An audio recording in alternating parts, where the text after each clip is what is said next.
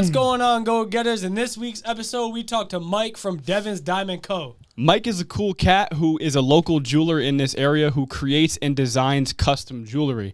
Mike also is a real estate investor, and he's a chef amongst all things.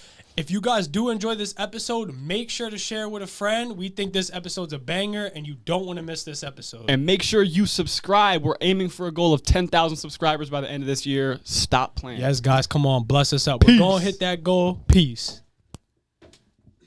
Boom! Go-Getters Podcast. Check it out. We here with my dog, Devans.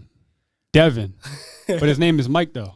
Mike the jeweler. Mike the jeweler. I'm the jeweler, owner of Devans Diamond Company. Yo, that confused me, bro, because your name is Mike, but your company's name is Devans Diamonds. So how does that work? You're letting the secret go. You're letting the secret go right now. Nah. All right, well, a lot of people actually call me Dev because they know me from, the shop and everything, coming around to the store and visiting me. So I've been out here for like 3 years, Mm-hmm. Not everybody knows me by my name, which is Mike, but when I first opened my company, I called it Michael's Freezer. That's tough. Like ice. Yeah. So a few years ago, 3.5 years ago or so, a very close friend of mine who actually trained me in the jewelry business. Yeah. Her name was Devin. Passed away, tragic accident. Oh, man. So at that time, I changed the name to Devans Diamond Company. Now, I don't correct anybody. Yeah.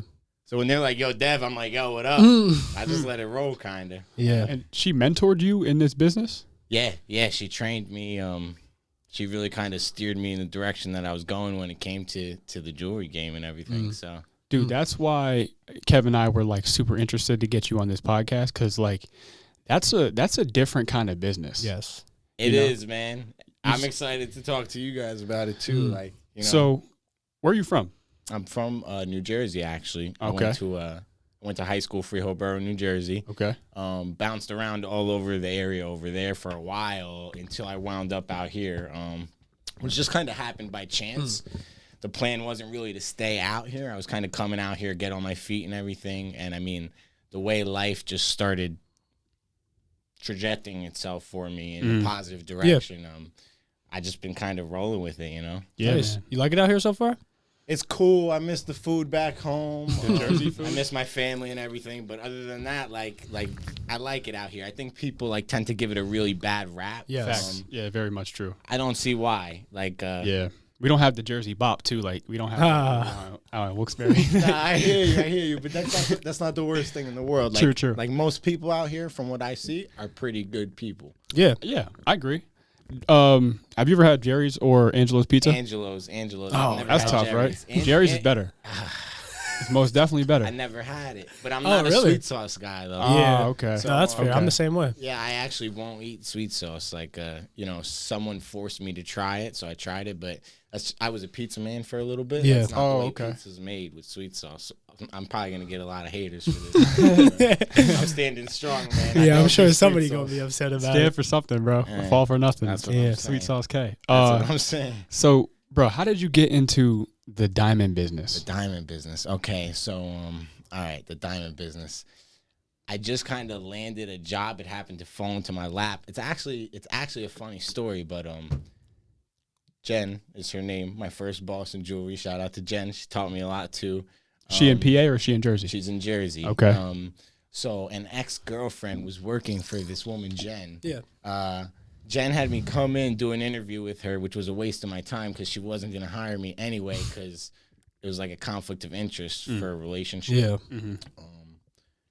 Anyway, long story short, the girl lost the job and me and her went our separate ways as well. And then I get a call from Jen like, hey, like, I want you to come work here now. So I just kind of did it because why not? Yeah.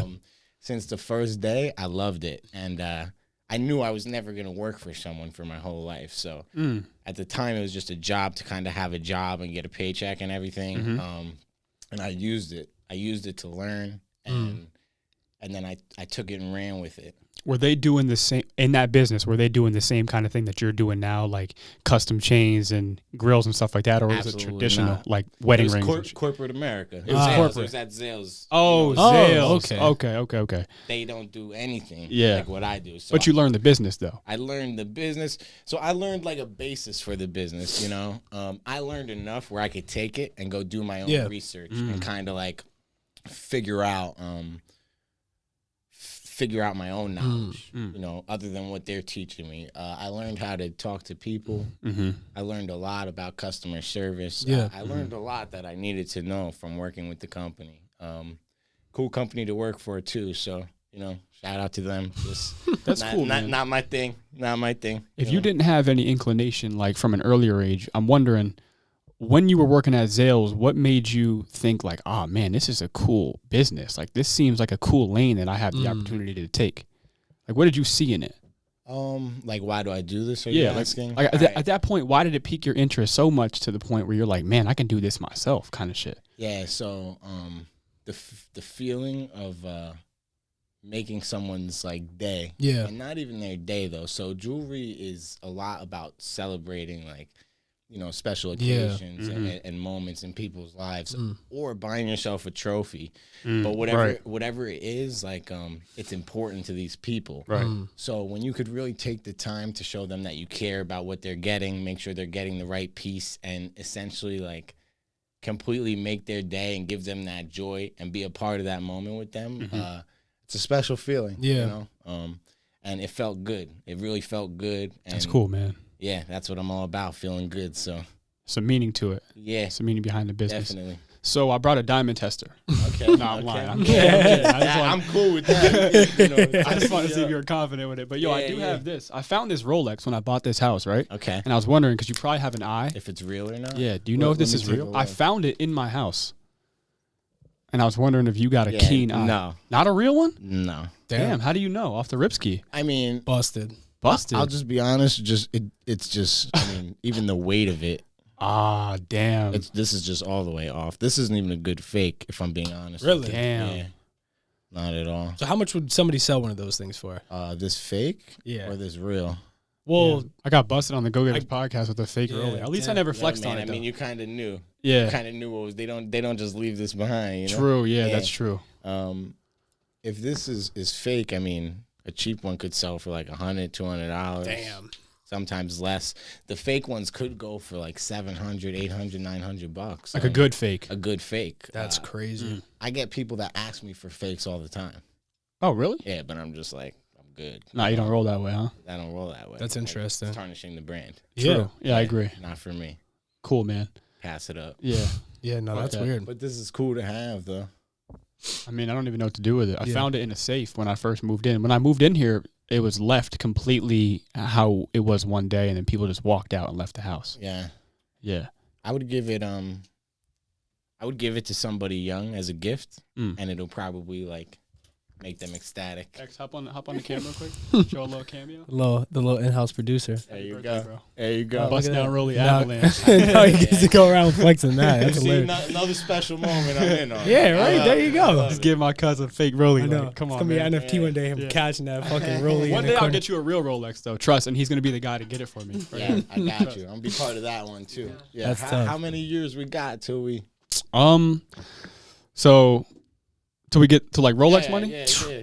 I'm thinking like 3. Okay. Yeah, That's what maybe I'm 3 to talking 5. 3 to Yeah. 5. I'm about. 3 hoping. to 5. Yeah, That's pretty a soon. good- I'm That's thinking like- like a year or two is like Tesla money. Okay. Like we're like Isaac Mensa rolling around in the T. Yeah, letting that shit Shout take out you. to Isaac. Yeah, shout out Isaac. Shout out He made Isaac. this connection too, by the way. So that's Oh, pretty for cool. Sure, for Yeah. sure. Yeah, that's my guy actually. Isaac, ever since he came into the shop, just the energy he gave Yeah. me was exactly what I'm kind of out here for. Yeah. You know? So Yeah. No, there's some real entrepreneurial spirit out here.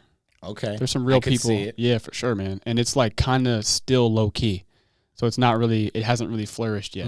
But I think in the next maybe 10 to 15 years, you'll see, I think, a major impact in the city. It feels like it's really on the rise right now. Yeah, we talked to the mayor of Wilkes-Barre, and he Okay. said that it was his mission to transform Wilkes-Barre, Pennsylvania into the entrepreneur capital of Pennsylvania. I could see it because I see a lot of potential in the area that I feel like a lot of people not from here see. You know, maybe the negative energy about it is just not there. And I mean, it's a melting pot of all different types of people. So with that comes just endless opportunity. Yeah, I agree. And I think that the people here should really take advantage of that. Take it, run with it, and I agree. you know, if you want to do something, just do it. Yes. See what happens. So, were you always an entrepreneurial kind of cat, or is this something you had to develop? I was. You're 26. You're still young. I'm 26. Yeah. I was always entrepreneurial. To whatever extent I could be. You know, this stuff is hard. You guys obviously probably know. I don't know how long you've been doing this. Yeah, it's challenging for sure. And we have like a couple other side things we got going on too that we're trying to build up. Getting it off the ground is it's tough. Yeah, that's the trickiest part. It's tough. I always had it though. I did, but I never necessarily was shown proper ways to do things or ways to do things at all. It was always kind of, you know, a lot of people are always going to tell you that you can't just do this. Or you can't just do that. And a big reason why is because they just don't know how. But now it's 2023 now. I almost said 2022. We have the internet. We can learn anything we want. You know? So we only have ourselves to blame if we don't want to learn whatever it is that we want to do and go do it. Yeah. Very, very true. Especially if we only have people around us that may not have done something like that before. Because obviously they're going to tell you that can't just be done because they never did it before. Yeah. And it's almost like they're projecting. Like, I couldn't accomplish my dream, so what makes me think you can accomplish yours? Right. Kind of like, you know? Right. You were mentioning before, you said that you never saw yourself like working for the man. Did you have, like when you were younger, at like what age did you? Jobs? Well, no, that's not exactly what I was getting at. But like, at what age did you realize, or no, not necessarily that. What was your initial plan? Did you, because you took up the whole jewelry thing later on in life. Really? Real estate. That's still a possibility now. I started it already. Oh, there we go. Let's get it. I started it already. I got a little bit of something, and I'm gonna try to get a little bit of something more and more. But that's everybody's plan, though. Yeah. So that's like true. I was 18, 19, 17, talking about, well, I'm just gonna get real estate. You know, how are you gonna really get there? Because it's harder than it sounds. Yeah. You know, and really that is everybody's plan. So I think real estate is a great thing to get into, but I do think that you need to do things to possibly, you know, get there. If you're looking to invest, if you want to be a realtor, by all means, go sell 1 million houses and make a ton of money. A lot of people do, but that's just not, you know, I wanted to buy rental properties. You can't just do that with no money. You need some capital first. You need some sort of money. Yeah. Especially out there. Out there, houses are expensive. Out here, it's reasonable, you know? Yeah. Speaking of real estate, I like that idea too. We want to build like a go-getters portfolio. Oh yeah. Like a go-getters real estate portfolio. But I don't know if this is public information, but I'm just going to say it anyway. It is now. I know some folks who do Pennsylvania Real Estate Academy, Larry and Nancy Delgrado.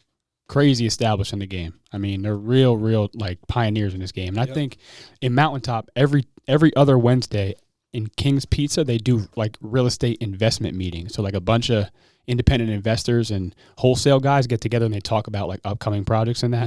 So you should definitely pull up for one of those. I definitely should. Sounds like a cool opportunity. But I wanted to ask too, how did you get started? Like once you had the idea, I wanted to open a diamond business, I wanted to open a jewelry business. What was the beginning stages like for you?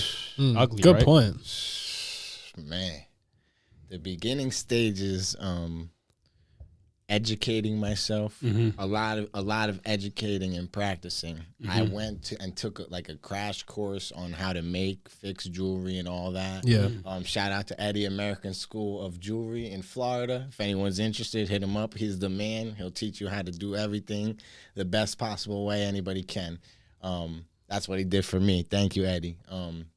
But so educating myself, having a cluttered room, like bedroom, with a jewelry bench and polishing machine and cabinets over here to keep materials. And it was hard to get any jobs because when you first start in something like jewelry, if you have a bunch of money to go buy jewelry and sell it, that's one thing. But if you're doing custom jewelry, like a job at a time, you know, what kind of portfolio do you have? That's what I was interested on, to see like how you build that from the ground. Somebody has to buy in at some point. Somebody has to believe in you at some point. You got to get a couple opportunities. Yeah.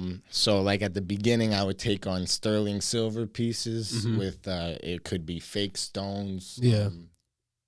Like whatever they wanted, the client. I would do things for costs, not make money, and just be like, hey, like, you know, give me a shot and let me show you what I can do. And then as I got like the first piece, once I did the first piece, sterling silver ring with a pear-shaped onyx, that was actually for Devans. She was the first one that gave me a shot to make her something. Oh, cool. She was all for me going hard in the jewelry. Yeah. And it had I think it was VS1 diamonds on the band as well. Ring came out, fly, super fly.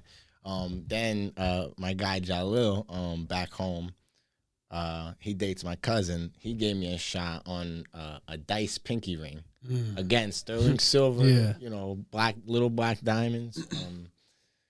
And as I did piece after piece and was able to kind of show people like, hey, I did this, or hey, I can do this. I started getting more opportunities. And now it's like, hey, like, who wants to raise the bar? Because it's like, it's going to take a lot to do that at this point. You know? Like, we make some crazy pieces. What's the most expensive piece you ever sold? The most expensive piece I ever sold. So far? I'm going to say it was maybe $19,000-$20,000. Wow. Damn. For what? What was it? See, I don't know if I want to like say the piece because people know the people. Oh, okay. I get it. No, that's a different game. Fair. I understand that. Yeah. I don't know if like safety honorable is a thing. Yeah, that's honorable. Now engagement rings, that stuff is kind of regular though. Yeah. But I'm talking like a piece, like, you know. Yeah. I'd say about 20 bands. That's a and good it's day. fire. Yeah, that's a good day. You That's must a be good feeling, day. you must be balling that day. It is. But like, all right, so here's the other thing I'll say about the jewelry game. Like, you can make a lot of money, but at the same time, you want to treat people that are spending, like, that's like celebrity. Sure. He spends like celebrity money. Yeah. He's not a one-time, like, he comes, you know, like, we're about to do another one. Yeah. He said he wants to raise the bar. I'm like, all right. I know. I don't light know bulb what goes we're gonna off do in here, yet, right? but we're gonna do something crazy. I know that. But it's a good day. But like, also, there's a lot of liability comes with a piece like that. Yeah.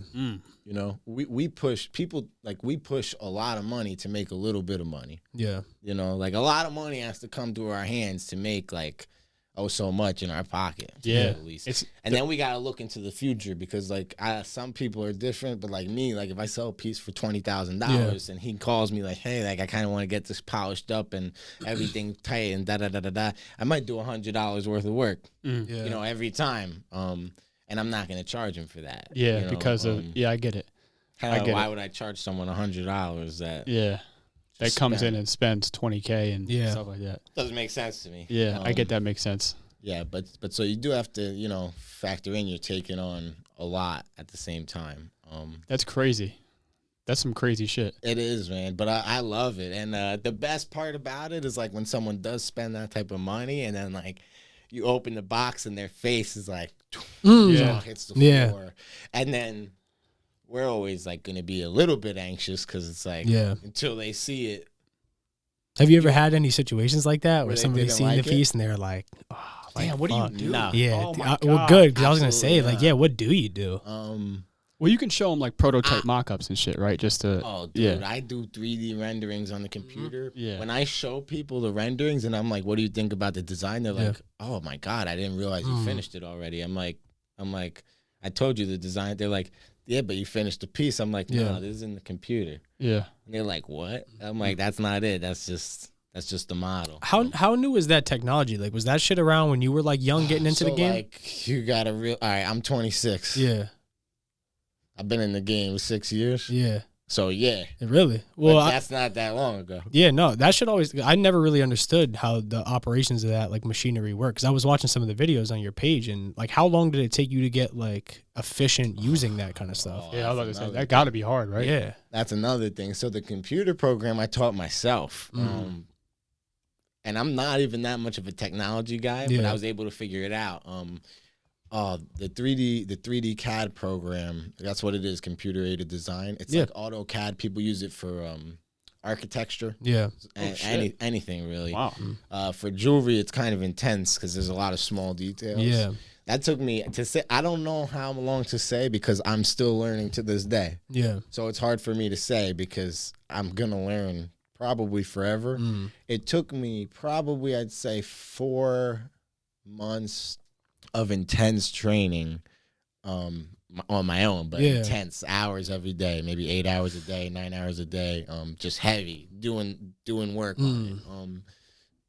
Probably like 4 months until I could do basic pieces on it and stuff. Because I'd imagine you got to fine tune that skill with, especially like when you're doing, say, for example, a ring that needs to be like a very specific like diameter. Like, I'd imagine that can get very complicated. It can, but at the same time, like, once you know how all that stuff works, like, you know what it is. Systemize it. Yeah, exactly. And the programs have came a long way where like there is certain tools in the program. It's like you might select ring rail size 6 and it'll just put the first curve in there. Wow. It's the details that get a little bit more complex. But yeah, that was a pain. You know, the thing about learning with jewelry is everything's so expensive that when you make a little mistake, it costs you big money. Yeah. You know? Yeah. So you're already pushing all this money to make this money, and then you make one mistake and it might set you back like thousands of dollars. Was that like a fear going through your mind? Was it a thought going through my mind? Yeah. Because I would imagine. Fear, I'm kind of like. Yeah. I'd imagine that. Life has been very up and down for me. So, like, the worst that could happen is, like, that's fair. Know, whatever, you know? I was getting at, though, I feel like I'd imagine that would make your ability to create these pieces very sharp, though, when you have to be very careful about what you're doing. It's like a surgeon. You're like almost like a surgeon. You can't mess up. Like, it's like a scalpel creating these things. Yeah, no, there's no messing up at a certain point, you know? And it's all in the details. So, like, that's what separates one jeweler from the next. Like, if you really take your time to pay attention to all the details, like in the design of a piece, you take every little thing into consideration, and then you could see if you can add anything to maybe make it special for the individual person compared to just, you know, because not everybody's mind is made to think about all that. Yeah. So it's kind of our job to do that. So, yeah, that's what separates kind of one from the next, that little extra, like, attention to detail. Yeah. So what's your, like, artistic, I guess, you could say, like, steps? Like, what are they like? Like, how do you determine, say, like, what you want to do with a piece? Are people, obviously, like, they're in your ear, they're giving you ideas, like, what they want. But, like, what's your creative process like? Like, when you sit down and you take a job, like, what's going through your head? How do you, from start to finish, walk me through, like, how that process is for you? Yeah, so do you want to hear, like, from when they start spitting ideas at me? Or? So here it is. Ready? So me and him come in, right? Yeah. And we want a custom, busted down. Come have a seat. GG. Come have a seat. Podcast chain. Yeah.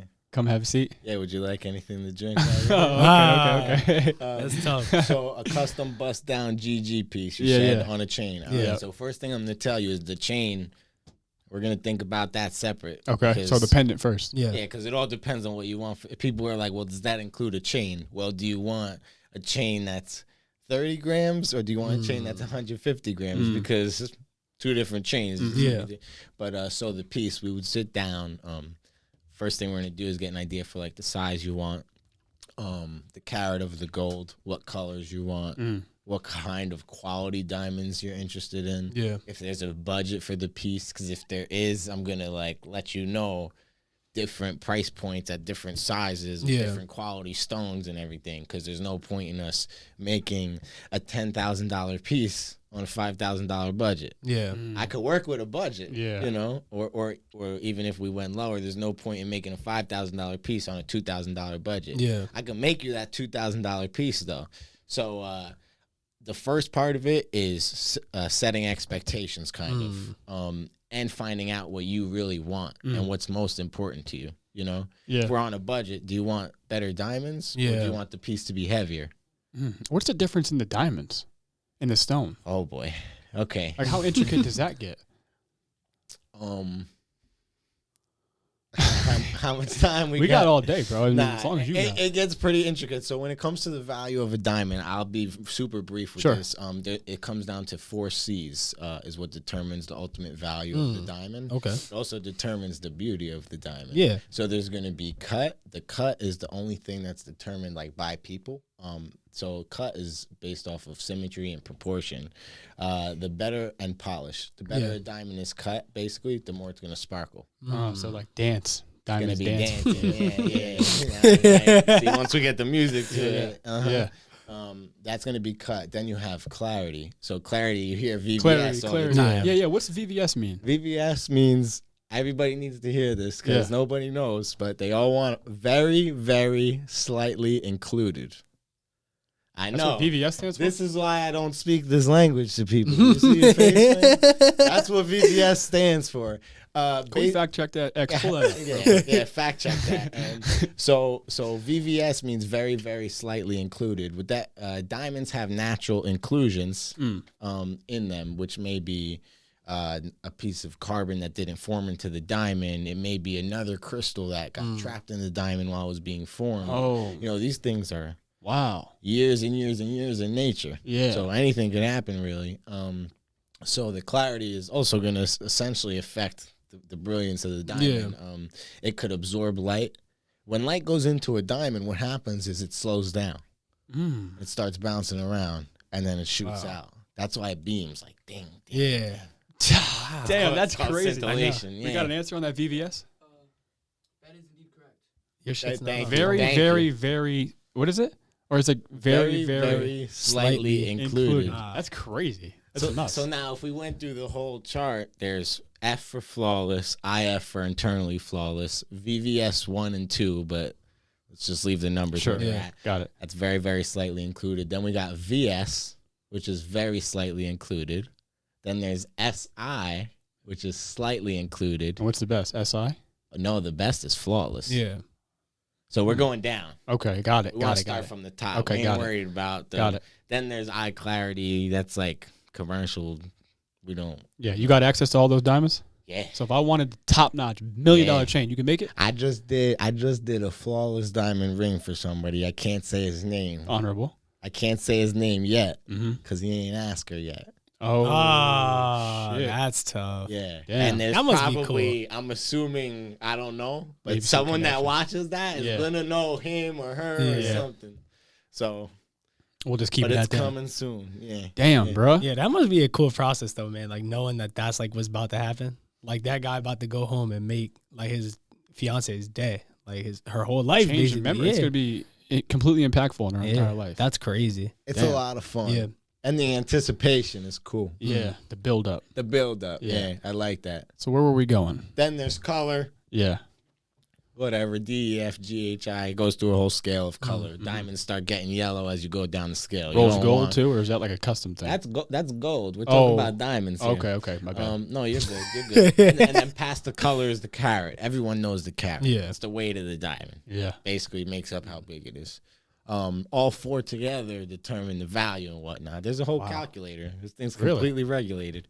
I got an app on my phone, and you pull up the calculator, put in the specs, and it tells you how much it should be right now. What's like the perfect diamond? Like the perfect, like top notch. Yeah. Like, so the perfect diamond would be like triple excellent cut, flawless clarity, D color, which is called, the scale starts at D. They skipped ABC. I don't know why. Color clarity, and then carat is like, I mean, you could go as big as you want. Yeah. So, you know, that's kind of whatever size you want, but that would be the specs on it. I'd imagine, like, I knew coming into this that this whole game was very intricate, but I didn't think it was going to be that crazy. Oh, there's a lot, man. I'd imagine even a lot more goes into it because we're just talking about diamonds. I had someone 3 weeks ago ask me if, can you like write down everything you know about jewelry for me? Yeah.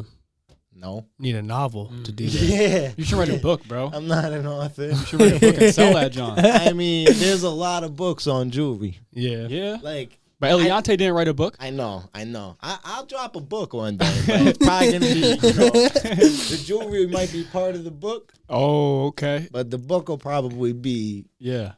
more extensive than the jewelry. Yeah. You know, I have a lot that goes on in here. I know. I so, can tell, bro. I can imagine. Yeah. It's all gonna come out over time. What's your favorite type of like material or jewelry to work with? Gold and diamonds.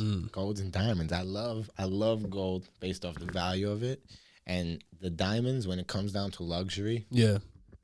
What's better to blow money on than diamonds? Any specific type of jewelry? Like, are you a watch guy, a chain guy, earring guy? Okay. I like chains.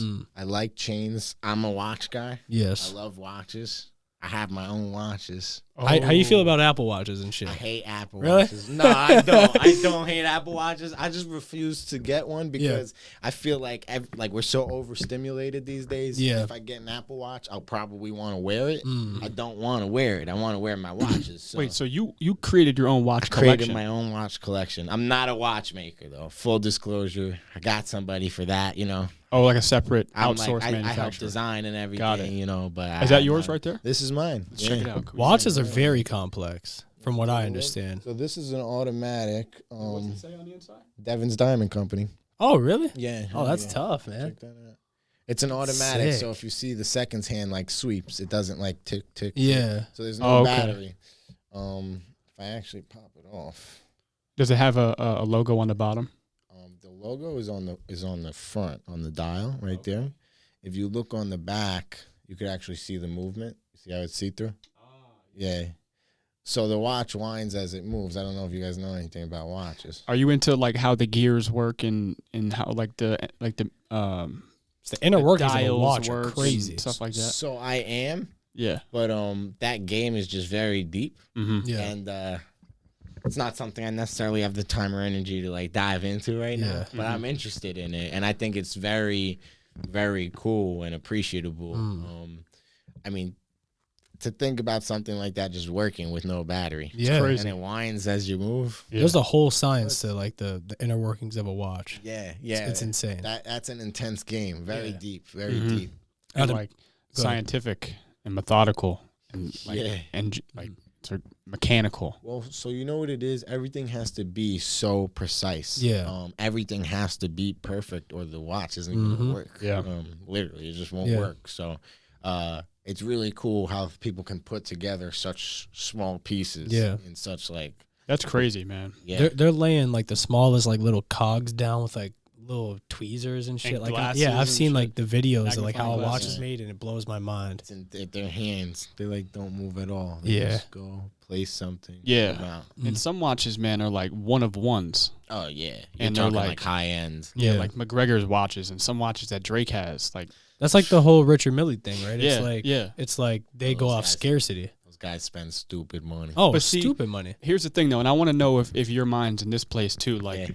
I follow this dude on Instagram, and his name is Aristotle Investments, and he talks all things from like stock options to any type of asset, and Yeah. he talks highly about going and buying your own jewelry because jewelry in itself holds value. So it's sort of deemed as an investment. It's not necessarily a liability, as Rob Kiyosaki would put it. All right, so listen, that's a tough one Okay. because I'm gonna put it like this: there's investment jewelry. Mm-hmm. The $500 chain you're buying, Not necessarily, right? it's not an investment. Yeah. If you're buying diamonds, like small diamonds, it's not an investment. If you're spending like big money on jewelry, you can get jewelry that's gonna hold or appreciate in value, especially in the watch world. Rolex has outperformed the stock market for the past 10 years. That's insane. Fact check it if you want. I'm Well, just saying. fact check it real quick. You're gonna ask me about the thing I was telling you about What were you telling Rolex? me about Rolex that one day? I I'm at found least out 90% sure. so- Okay. I found out recently that Rolex as a company is technically listed as a non-profit organization. Yeah.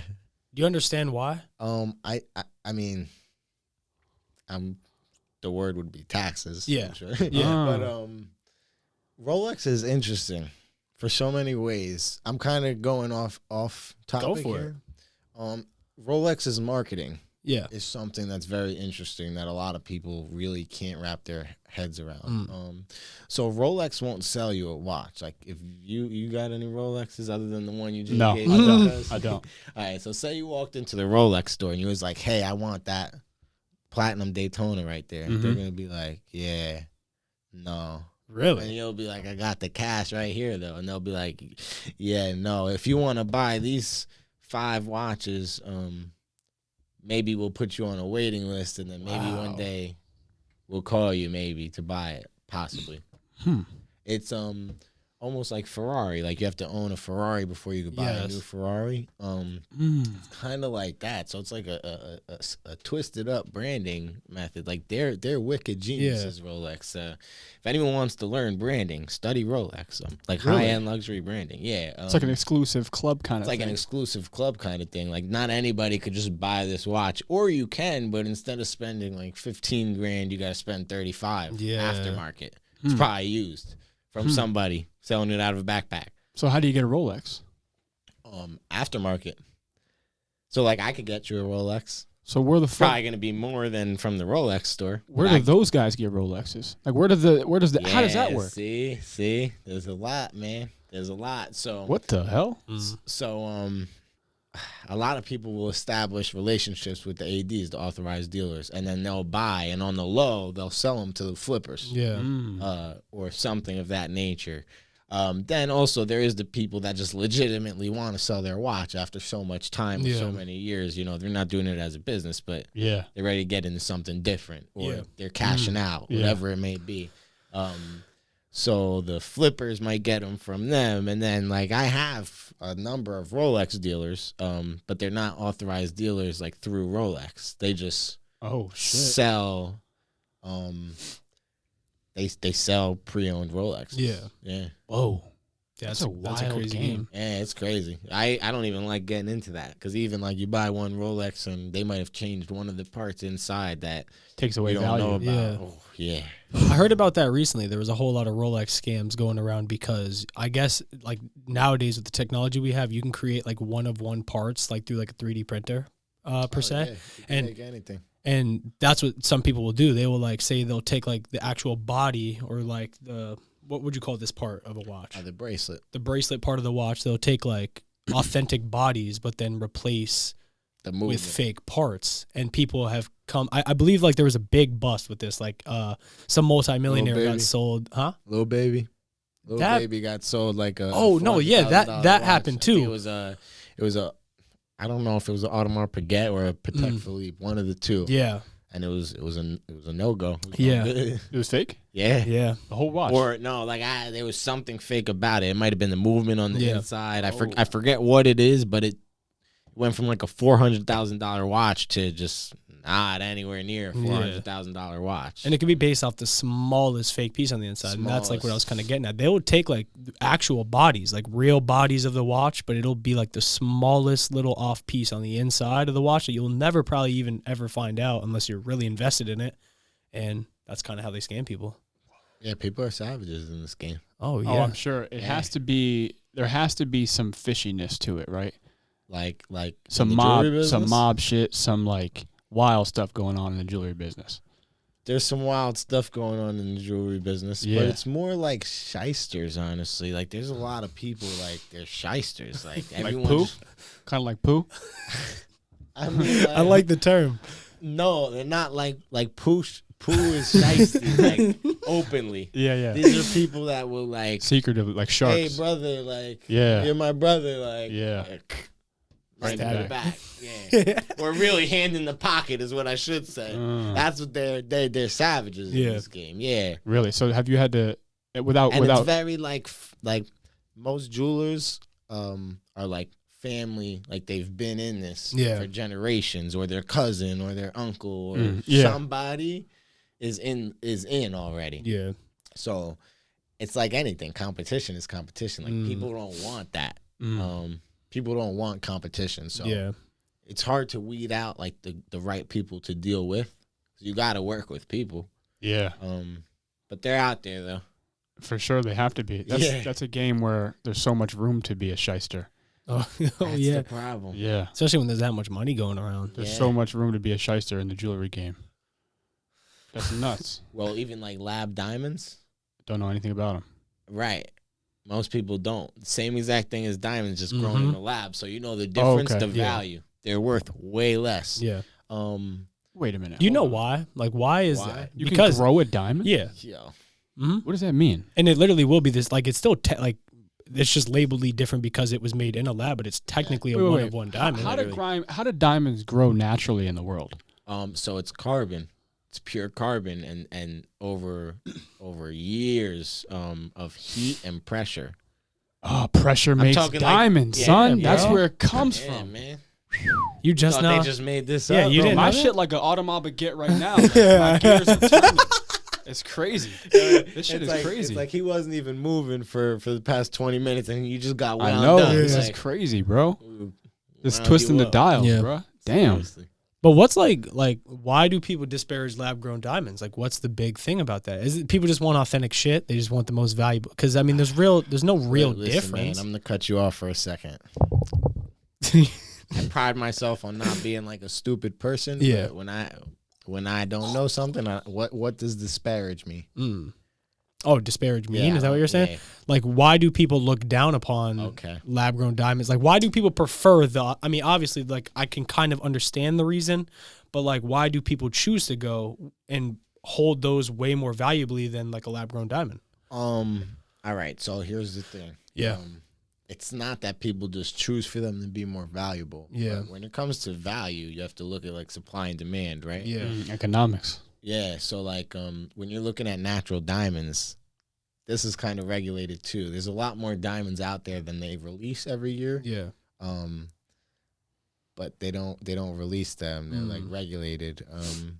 So lab diamonds over time have just gotten easier to create. Yeah. Whereas natural diamonds have only gotten more expensive to mine because now, like, you gotta think years ago they didn't give a fuck about Yeah. these kids. Like, Yeah. There's labor laws, all those kinds of things. not labor laws. Yeah. Forget about that. I'm talking like years ago, a blood diamond. Yep. Yeah. What was a blood diamond? You Yeah. know, now like they really do Paying what they attention can. to it. Yeah. Yeah, Yeah. because like, you know, these kids lose their lives. Mhm. Like And it's very unethical too. Like you're paying these people pennies on the dollar a day to slave. right, Yeah. right. So it's not something that we like it's just the costs of Yeah. mining diamonds Yeah. have went up over time as well. Mm.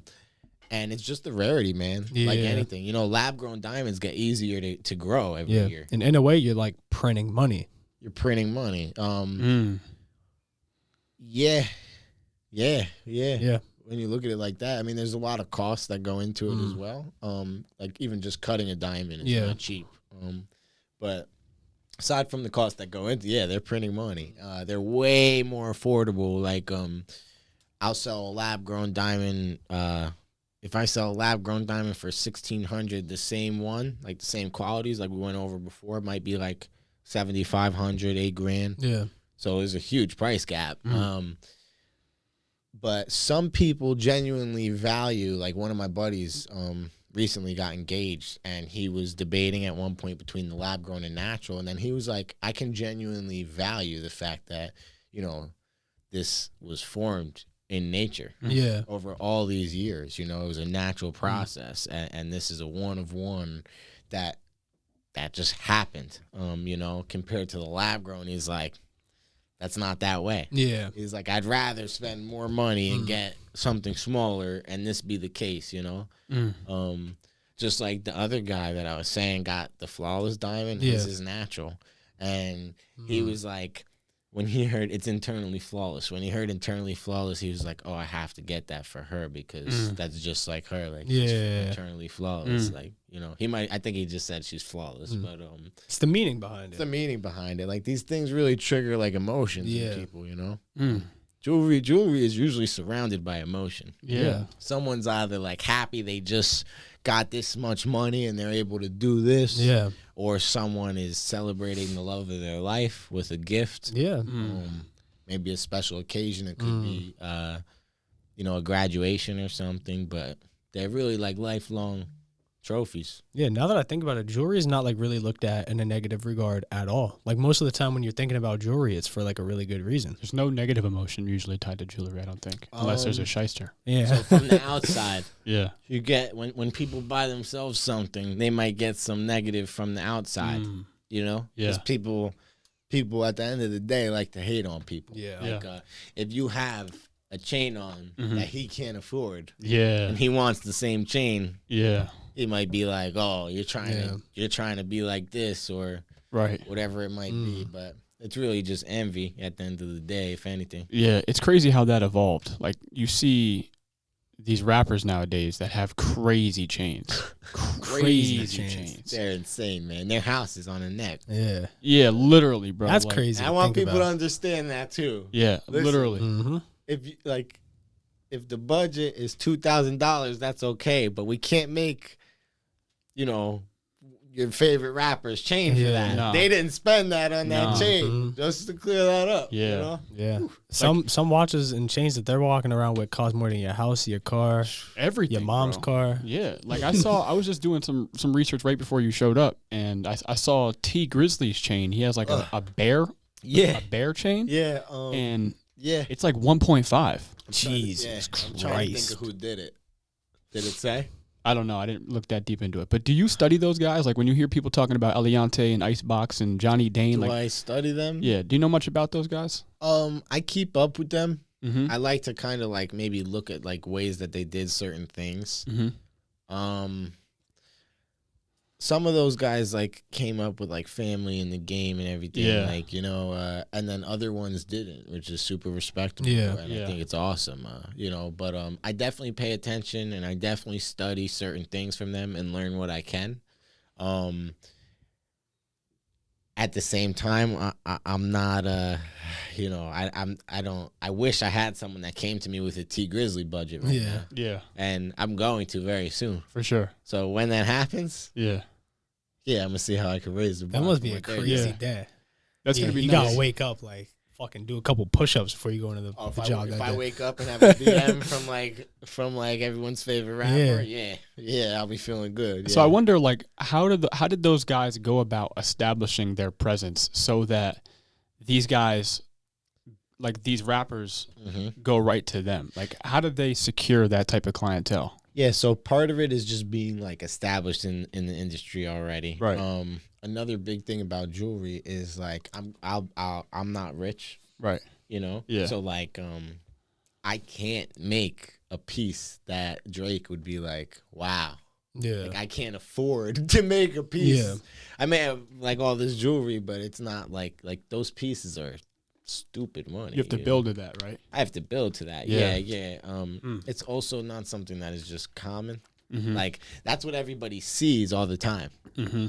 Because that's Yeah. what's on the internet, Mm-hmm. and especially like young guys and everything. Like that's what a lot of us are seeing on pop up on our Instagram or something. Is like the rapper with the chain and everything. That's at the end of the day, like they probably have to sell some of those for so cheap to those guys. Just based on like not all of them, not the real big name guys, but like when you're first getting those pieces and first getting your name up there, like you're probably selling those pieces for so low just because you need to, get that Reputation. which is cool and all, but I think that's just a long process. I gotta take steps. Yeah. Is that where you're trying to go though? Is that where you're trying to take it? To like rapper jewelry and Just stuff? like mainstream, like everybody knows Mike or Devin. Devan's Oh, like, DiamondCo. do I want to be like one of the biggest jewelers in the world? Ever? Yeah. I'm here for it, man. Yeah. Like, I'm not against that at all. Mhm. I'm also happy for everyone in the community to just kind of like appreciate me and You're for the me guy. to be here to help them and Yeah. everything. That's dope. But it would be awesome to make some bangers, Yeah. for some big time people, and I'm sure someday I will. Mm-hmm. I just also don't want to overstep myself until it's my time Gotcha. to do that. Yeah. I feel you. Yeah. for Because sure. like if you shoot your shot too early, like I think you should always like just go for everything. But at the same time, like, if I come to some big name guy, I know where I'm at right now in my career. I opened my first store a little over a year ago in November. Yeah. And I ain't have any money. Mm. So, like, you know, it's a building process. If one of those guys came into my shop, like, I can't show them a piece for them to be like. Right. Yeah. It's You kind know? of like, yeah, you have to take steps. It's I kind have of like fire the beginning. jewelry, For sure. but, like, It's a different game. There's levels to Yeah. it. We're There's levels talking to about it. celebrities here, you know? There's Yeah, the levels big to it. wigs, endless pockets. If like I that. had pieces that they would be like, wow, guess what? Nobody would buy it. Yeah, Who's right. going to buy that? Yeah. Like, who's going to buy something that the biggest rapper is like, wow, that's fire. Like, Right. Probably nobody. Yeah. You know? When you think of scaling, like, do you ever think about changing locations, or do you want to be here for a while? So like it's not something I'm against. Yeah. You know, I'm pretty open to everything. Do I think that I don't know, like, do I like it here? Yes. Do I think it's probably my favorite place I would ever live? I can't say that necessarily, you know, if I'm being honest. Definitely but not. it's something I'm open to. Yeah. It's not something I'm eager to do, Yeah. you know, so I'm open to it. But like I said, so like, you know, things have just went better for me since I've been out here. Mm-hmm. So until I'm at a point where I feel confident that I'm like, you know what, I'm so established that like I can go wherever I want to go and figure it out. And if it takes a little bit to kick off, then that's okay. Until I get to like a place like that, or if things stopped going well for me, which I don't see happening because I'm all like, I don't know, like life is what you put into it. Yeah, Right? So that's just not going to happen at this point. Like Yeah. I'm past that type of energy in my life for that to happen. So once I get to the point where I have what I want to have and I've built what I feel I want to build, I may be open to going elsewhere, but I'll probably keep some roots anyway. For sure. Yeah. I like know? this area, though. I think this area deserves some roots. There's a lot of opportunity here. There's a lot of family I here. do. Like I wouldn't Yeah. feel the need to like give up having like some sort of roots here and coming here and having to come here for things, you know? Own some real estate here. Yeah. I have a property out here. Well, there you go. That's nice. You Yeah, can always it's be here drained somehow. my pockets. Yeah. So yeah. I mean, well, I know it's your podcast. Let's talk real estate. Let's shed some like light on it. That's like they don't talk about, or they do, but like not really. Yo, everything goes wrong Oh, In the real estate game? at first, at least. So what went wrong with you? And how did that It was process all go my with you? fault mostly. Really? Yeah, most of it was my fault. So what But I happened? didn't know what I was doing. Nobody was telling me what to do. I was just I'm gonna try to do this. Yeah. going for it. Trials and tribulations. Trials and tribulations. First, pipes froze. I didn't know that with the type of heater that was at the house, you had to fill it with water. Yeah. I don't know about that stuff. Yeah. You know, whatever. I should have learned. I Yep. didn't. Pipes burst, ruined half the crib. Yeah. I'm talking thank you to my brother. He did a lot of work to help me out. But then he moved before he was done. But he was just helping me, so I ain't mad at him for moving. But then I had to still get other people to do a bunch of work. Yeah. So it costs money, you know, and it just drains pockets. Yeah. you know. Kevin and I have a quote we'd like to say a lot. Charge it to the game. Yeah, Sometimes you to the just- game. Sometimes you That's just a gotta fact. charge it to the game because sometimes it takes a fuck up to know, damn, I should have been better here, or I could have been, I could have been sharper here, or whatever. You know what I mean? Yeah, Yeah. definitely. That happened to me too, actually. When I first got in here, the pipes bursted right above Everything the went sink, wrong, right? and the whole kitchen was like flooded. It is what it is. Yeah, you gotta charge it to the game though. Yeah, You gotta yeah, figure it out. I mean, you gotta figure it out. Yeah, you know? for sure. That's that shit that, like, how much do you typically really know about owning a house on your own before you do it? Not unless you're like handy. I'm not handy though. Yeah, that's No, the thing. that's my problem. Yeah. I wish I was. Yeah. If anyone, if you guys got young viewers, like learn that stuff people are trying to teach you. Yeah, Trust. facts, bro. When they're like, "Oh, you're gonna be mad when you're grown and you got a house and you can't do it," that's true. You Yeah. are gonna be mad. Yeah. It costs a lot of money. But overall, how's it working out for you though? So I seen the light at the end of the tunnel. Okay. There's 2 units on the property, right? So Nice. there's been months, stretches where I was getting rent from both units, and like I seen the benefits of it. Yeah. And then there's been months where like I don't, Yeah. where something goes wrong and everything. And unfortunately, like I'll be honest, I've had it for just over 2 years now, and I've had more bad months than good months. Mm. But again, partially on me. I was busy a lot, so there was months that I wasn't getting rent that I probably could have been if I was like more on top of things. And, Yeah. and got things rented out sooner, maybe. And just the whole nine. I didn't have to let the pipes burst. I could have known to shut the main water off. Right. I rented to some crackheads. Yep. Bad Disaster. idea. Bad idea. Disaster. I was desperate. Yeah. Now I got good people in both units again. Good, man. Good. I seen the light, so I see that it could be beneficial. It's not all bad, but it's just not all easy. Like get a house. They're like, oh, Get a I'll house. just get a house. It's all gonna be good. No, it don't work like that. It never really works that way. We have a game we play. You ever heard of Rob Kiyosaki? Rich Dad, Poor Dad? Yeah. We have a game we play. He created a game, like a board game. It's called Rat Race. Okay. And in the rat race, you have to like get properties and you have to do all these little small calculations to see how much in comparison to the mortgage you'll cash flow. Yeah. Right. And it's the game. It's like the same thing in real life. Yeah. So Well, I got a wicked deal. yeah. And I did a lot of research before I bought the property. As far as like how many expenses I'm gonna have and the cash flow I have coming in, and like that's why I could see the benefits of it, because I did get a sick buy. It's all on myself that I've had a negative experience, but I've learned a lot. Yeah. Accountability. That's tough though, man. That's really cool. It's all my fault, man. Yeah. I gotta mess up sometimes. Yeah. For sure. That's how you learn. That's how the way you grow. learn, right? Yeah. But you know what? No one's gonna tell me that I did really though. So I have to tell myself that. I already fixed that though. I'm gonna do things the right way with that. That's a whole business. I have to treat it like a business. It's not passive income. Yeah. I have to put energy into that. Yeah, facts. But the amount of research I did. Yeah. Oh, I did weeks. Like I'm talking months worth. I'm talking like weeks full of full-time work worth of research.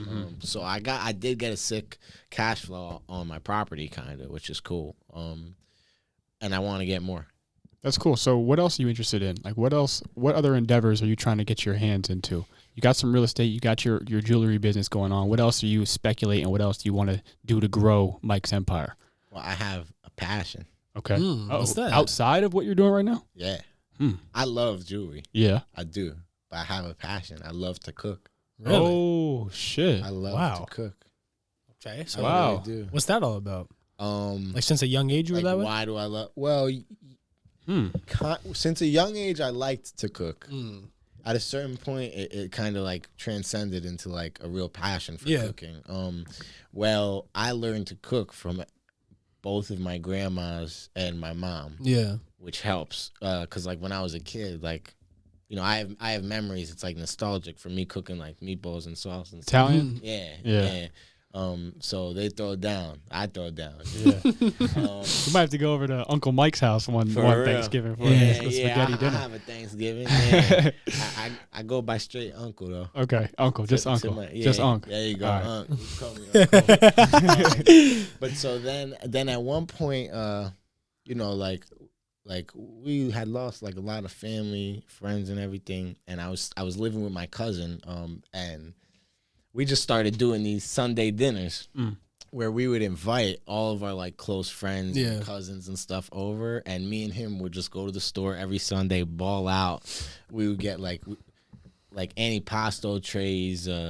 We make a big pot of sauce and meatballs and sausage and everything, and the time that everybody had together was just amazing. Yeah. And over time, as I've grown older, I've realized how like important it is to like sit and eat with people that you care about. Yeah.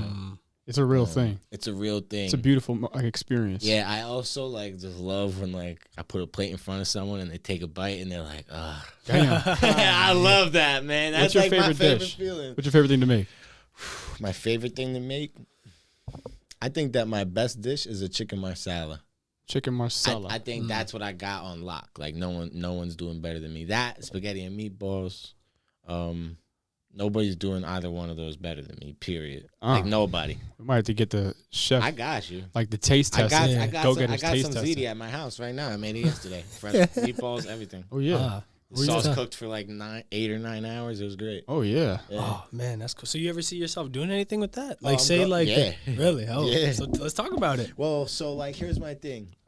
the money in restaurants is tough. Yeah, Yeah, It's the tough to restaurant do business well. got to be hard, right? Yeah, like from what I've seen at least. Yeah. And like I said, I don't have like, I'm not sitting on a bunch of money or anything. Right. So my plan is to grow my jewelry business, grow the real estate business, maybe get something else a little bit more passive than the real estate going on. Yeah. Maybe like some sort of stocks and stuff. I've messed with them a little bit, but more like long term, you know, something Right. like that. Yeah. And once I'm kind of in a position where my money is good, like I'm good, everything's paid for, that whatever, my life is all right, then I could explore that passion of mine, you know, and just do it purely, like hopefully make some money, but really purely for the enjoyment of doing it, you know. Oh man, that's really cool. That is really cool. That's like your retirement plan. That's how you wanna kick back in the sunset. And just kind of throw down in Chefs, the kitchen. yeah, throw That's down an in the interesting kitchen. life, bro. Yeah. That's like very different. It's weird, right? It's like you don't meet a jeweler who is interested in cooking. Yeah. Who Has also like the got some actual real estate on the passion. side, but Yeah. he's a family guy as well. Yeah. It's pretty cool, man. Got some hats to you. Yeah. I am different, man. Yeah. I'm well, part of the cooking is also like I'm a homebody. Yeah. And I love to eat. Yeah. Me too. And like I said, like out here, the food, Not so great. Pretty mid. some of it's all right. Yeah. But like Far and few between. some of it's all right. That's not like, it's not a great reaction. you Yeah. know? Yeah. So I'd rather cook my own food. That seems like part of your thing. You seem like the type of person that likes creating moments. You like creating either like whether they be special, whether they be memorable moments. That's like your thing. You like creating sure, that for man. people. I even say like to the women, like my love language is cooking for you. Ah, There you go. That's the Riz. That must, like, that must be the key to the yeah. Riz right there. That's the Riz. He's eating a fucking candy cane. Let a girl watch you whip something. Like let her watch you do the whole thing. Yeah. Yeah. Shaking of the seasonings and shit. They'll and tell you beat the too. pot. They'll tell you that they love watch. Yeah. Yeah. That's the secret to. All right. Well, here it is. Devin. That's the secret, man. Devin Diamonds is giving us the Riz You tip. learn something new every Learn how to day. cook. I might have to learn something, bro. I'm not really great at cooking, but I have to cook for myself every I day. got like 8-9 hours of sauce. Yeah. Yeah. All right. Say less. That's like what Bill was That's how telling us long my about. sauce cooks for. I might need a That's recipe. Something simple though. what- I like to keep it healthy though. I like to keep it I like. don't do that. Yeah. You don't do that? Nah, I'm gonna be fat as hell when I'm older, All right, man. that's I don't know honorable. what like life is waiting for, Yeah. but Yeah. I'm gonna be there soon, like, cause Yeah. I eat. Yeah. Well, you seem pretty fit. Do you like work out and shit? Not Really? at all. You're just always on your I've feet. never been to the gym. Wow, that's interesting. Yeah. As an crazy. eater who's never been to the I've gym. never been to. I mean, like I used to ball, like I used to play basketball, but okay. I never been to like, especially as an adult. Like Yeah. at one point, I might have done some calisthenics for a little bit. Push ups here and there. Then I hopped on the bar. I was Yeah. trying. Yeah. They hurt though. And you got hungry. It was like, oh man, fuck it. Yeah, like, Go I beat need the some- pot up. yeah. That's tough. Chicken marsala. Yes, sir. Is that your favorite meal to eat, or is that your favorite meal to make? What's your favorite meal to eat? It's one of my favorites, but my favorite meal to eat is probably like some sort of spaghetti and meatballs or something. I'm a sucker for pasta, man. I'm a sucker for pasta. I love seafood too. I like salmon. That's my favorite right there. Oh, salmon. Yeah. I make a mean like Cajun salmon. Yeah. Yeah. I also really like those seafood boils. Oh, right. That's You know, him. like That's my over brother. at- Oh yeah, He that's loves your that thing? shit. Yeah. Okay, I love them, bro. Like I don't know something that I could just. You ever been to the Flaming Crab? Yeah, of course. What do you think? couple What's the times. rating right now? I never been there, but what's the rating right Listen, I've been to like 3 flaming crabs. I think in the air in like PA. now? Yeah. The one out here in Wilkes-Barre was all right. Yeah. Went there a couple times, I believe. There was one I think in Easton that was better. We had that one. You man. had that one? Was that the one that was good? Easton? I can't recall. Okay, I think that was the one that was better. And then there was another one that was good too. I've been to a few of those out here, but the one in Easton, if I remember correctly, was significantly. It was good. Oh, you know, That one's been around a little while. I remember like of Wilkes-Barre and everything. Yeah. But Yeah. the Flaming Crab, I've been there. It's good. It's just not the one in Easton. fuck around, get down on the. That was also the seafood one. first time I went. So Yeah. I might have just been like, yeah. "Oh, this stuff is amazing." The one down here is like brand new too, so I'd imagine they probably don't have shit finely tuned. Still Working trying out to the figure it kinks out. and stuff. Yeah, Yeah. working out Yeah. the kinks. Yeah. Well, it's got a little bit. It's cool there though. The people are cool. Yeah. Mm. My girlfriend's Bar's real nice. My girlfriend's brother, he's been a chef like his whole life, and he's on Shop Junior. Oh, really? Yeah, he's like that. For So he's real. nasty. Oh, With yeah, it. he gets Yeah. down. Yeah, really like that. And how old is he now? 18. 18. Yeah. Oh, And how he did gets, he learn? honestly, I think he just like watched cooking shows ever since he was a Ain't kid, that crazy? and he just really got into it. Like I think for they're Russian, so they do like a Russian Christmas. Yeah. And for Russian Christmas, they cooked beef Wellington and lobster.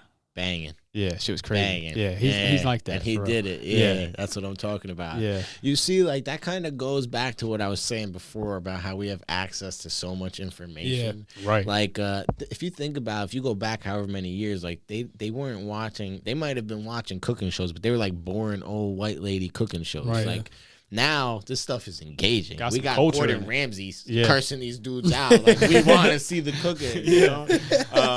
So I just wonder sometimes, like, I wonder, like, how many opportunities in the past were missed probably by Yeah. people not even finding what they were here to do. You know? Like, That's a good point. I mean, nowadays, like, there's so much in front of you that you could find literally a new passion any day just by scrolling online. You can find something that looks exciting to you, something new that you want to try that's cool. yeah. And then here's the differentiating factor, because everybody does that. You gotta do it though. Yeah, no, that's a fact. Action. You need some Oh. action. That's interesting to think about too. Like, I didn't think about that until right now, but like, say we were born 50 years ago, we couldn't do a podcast. Yeah. Nah, Yeah, no, we would have had to have something else. Like, yeah. Maybe a different newspaper. passion. Like, Yo, in we've there, been- writing we about. probably would have been the If modern day newspaper. Yo, if this was like 20, 25 years ago, you wouldn't be able to do a podcast. Facts. Yeah. The way the world is developing in front of our faces. Yeah, oh, yeah. is Nuts. insane. Yeah. The rate Off of the innovation chain. is crazy. Yeah, Yeah. yeah, and just natural evolution. Mm. Yo, there's a 7'4" basketball player dribbling and shooting in Mm. college. So you think we're I evolving? told my grandpa that the other day. And what do you think? I think he almost Shit his pants? he almost hit the deck. I'm playing. But like he lost his breath. He was like, no. Like he was like, no. You think Right. we're evolving physically too? Yeah, man. I don't think we are. You I don't? No, I don't. well, think we're that's- definitely evolving physically, but Physically? whether or not it's a negative or a positive, like that's a different. Oh yeah, I think we're discussion. evolving physically, like psychologically, maybe. I think we're evolving physically. Like I mean, growing taller and bigger. I don't think that's. Do you ever see the prediction of what they think humans are going to look like in like 20 years? Yeah, they'll due to pre- technology. I don't know if it's due to technology, but It's I like think it's the- like bigger heads, closer eyes, like Really? a hunched back, like see, a that's weird crazy. like wrist bend problem. Like it's weird. Like, if He's you- thinking deeper. Than I'm not I was, buying if I'm that. being I'm honest. no, not I mean buying it's like real. Like well, I could believe it. it was I'm a not study buying it. I 'Cause seen. We do like we're always on our phones. Yeah. I mean, at least some of us. You know, So- yeah. we are kind of hunched over. I was thinking like I'm just looking at pro sports, and I know that's probably an extreme example, but Yeah. I'm like. Over time, I do feel like people have gotten like bigger, stronger, faster. Like I do feel That's like that. definitely fair in terms of sports because you got to think like what sport can you account for that hasn't gotten way better over time. I think the reason that we've gotten better in that way is because of our understanding on training and recovery. And Yeah, stuff that's like a good that. point. That's I fair don't enough. think that we've evolved. I think if we're talking about like human evolution, I think we might be declining actually. like in getting terms of- smaller. And Yeah, things like that. yeah, because like our idea of exercise today is mimicking what exercise originally was. You know what I mean? Although it's more understood. Again, I know nothing about this whole exercise Yeah. thing. I don't so know. you're gonna have to like. I think it's more or less like we've developed in our understanding of exercise science. Yes. I think that's why we're developing like that. Okay. And I don't can think dig people are taller either. I think like it just might be more exposure from different areas of the world. Like there's certain villages that people average like 6'5", 6'7". There's 7 foot people just walking around on And the we were regular. just never exposed to them. you're Yeah, saying. I think Okay. what developed was our ability to see now everything Okay, around okay. the world. You know what I Well, mean? what? I well, could, yeah. didn't we definitely start getting taller over time though? Because if you look back to like the fucking like the 80s and the 70s and shit, it was a bunch of like 5'6", 5'7", Yeah, 5'8". I'm gonna keep it a men. buck. This is like we were fact checking like some other things. Yeah, we should be That's fact something we checking could this, actually figure out. Yeah. because I was just talking out my ass. I Yeah. do feel like that, but Yeah. I'm just guessing. I have Look no up idea. X. Look up if people are getting taller, because I think you might be right. Like in the U.S., people might have been like on average like Pretty 5'6", short. 5'7", 5'8", and I think today the average male is 5'9". The average male is 5'9". In the U.S. I would have guessed 6. In the U.S. 6 foot tall. Yeah. Most Maybe in the most US it's guys I'm 5'11". around nowadays are like 6 foot tall. I feel like 5'11" maybe in the U.S., but I think it's Yeah. 5'9". But I'm not sure. X, what do you got? Come on, Jamie. I feel like X Grab the is mic. Emotion. This is the UK. So it said average height in the UK rose by 3.9 inches during the 20th century and end up 7.9 inches in other countries. The fuck? There you So go. maybe we are Look at getting that. taller. And Learn people something new. today are taller on average than their ancestors 100 years ago. Oh, check that out. There Yeah, you but go. those guys were like cave dwellers. Like those, 100 years ago, actually, that's not too Actually, long. not that That's long like the ago. 1800s. Yeah. 100 years ago, they were getting down though. That's 1920. 100 years ago, 1923. Holy That fuck! was like, Wow. Yeah. God damn, that's like Whoa. World War One.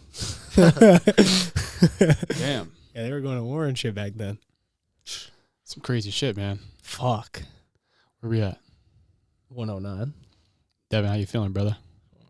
I'm always feeling good. Like, Yeah. Let's go. I mean, you guys run the show. Like, Let's you go. know, I'm here for whatever. Fuck yeah, man. So cooking. Cooking. You guys want me to talk about? You want me to try to see if I got something to talk Go about? for it. Yeah, let's Whatever go. you want to talk about, let's Come talk on. about it. All right. Anything. I think this I is a don't banger know, man. pod so far. I kind of want to know like a little bit about like how you guys came to actually putting this together, and I'm gonna say that for a reason. Okay. So years ago, I got friends. A lot of my friends, they always want to do podcasts. We always want to do podcasts. Years ago, I had me and my friend wanted to do a podcast, but I don't think podcasts were a thing yet. We were gonna do like some sort of just vlog or something. Yeah.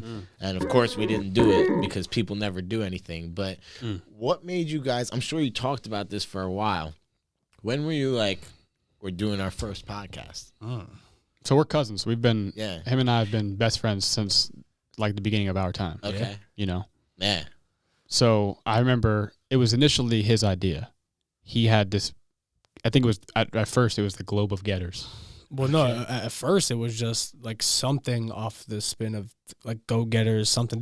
So like my initial idea was like I wanted to start a kind of like brand, I guess you could say. Yeah. So like what I initially did was like I threw together like a couple Instagram pages where I was really just posting like motivational shit. Okay. Like telling people to go out and get what you want. Like Yeah. go do what you want to do in life. Because he and I are both very similar to you in that I never saw myself like really going and like committing to college or like working for the man or like living that white picket fence life. That never sounded appealing to me. Yeah, we have a thing we do here on the Go Getters called Corporate Nightmares. Okay. Yeah, it's like a we do like regular podcasts. Like this is obviously a regular podcast, but we do like a corporate nightmares episode. It's like when he and I will just sit down and we'll discuss like like the work life, like Battle plan, how to escape battle the plan. 9 to 5 Yeah. grind type shit. Okay. Yeah, Yeah. like business strategies, those kinds of things. So like that's the type of stuff we'll talk about. But then I don't know. I've always had like I mean, like, I'm not talking about what made you start being like, we should do a podcast. I'm saying, like, everybody talks about that. When were you like, we're doing the podcast, like we're doing our first podcast? so. Funnily enough, me Because the excuses I get are like, I say excuses, but like the things people tell me Yeah. like don't seem like valid reasons not to do something. Right. To Oh, me, and so. granted, like something like this, you will run into 1,000 problems. Like doing, because like when I started this, I had a good idea of how to like work technology and stuff, use computers and whatnot. Like I had a very basic knowledge.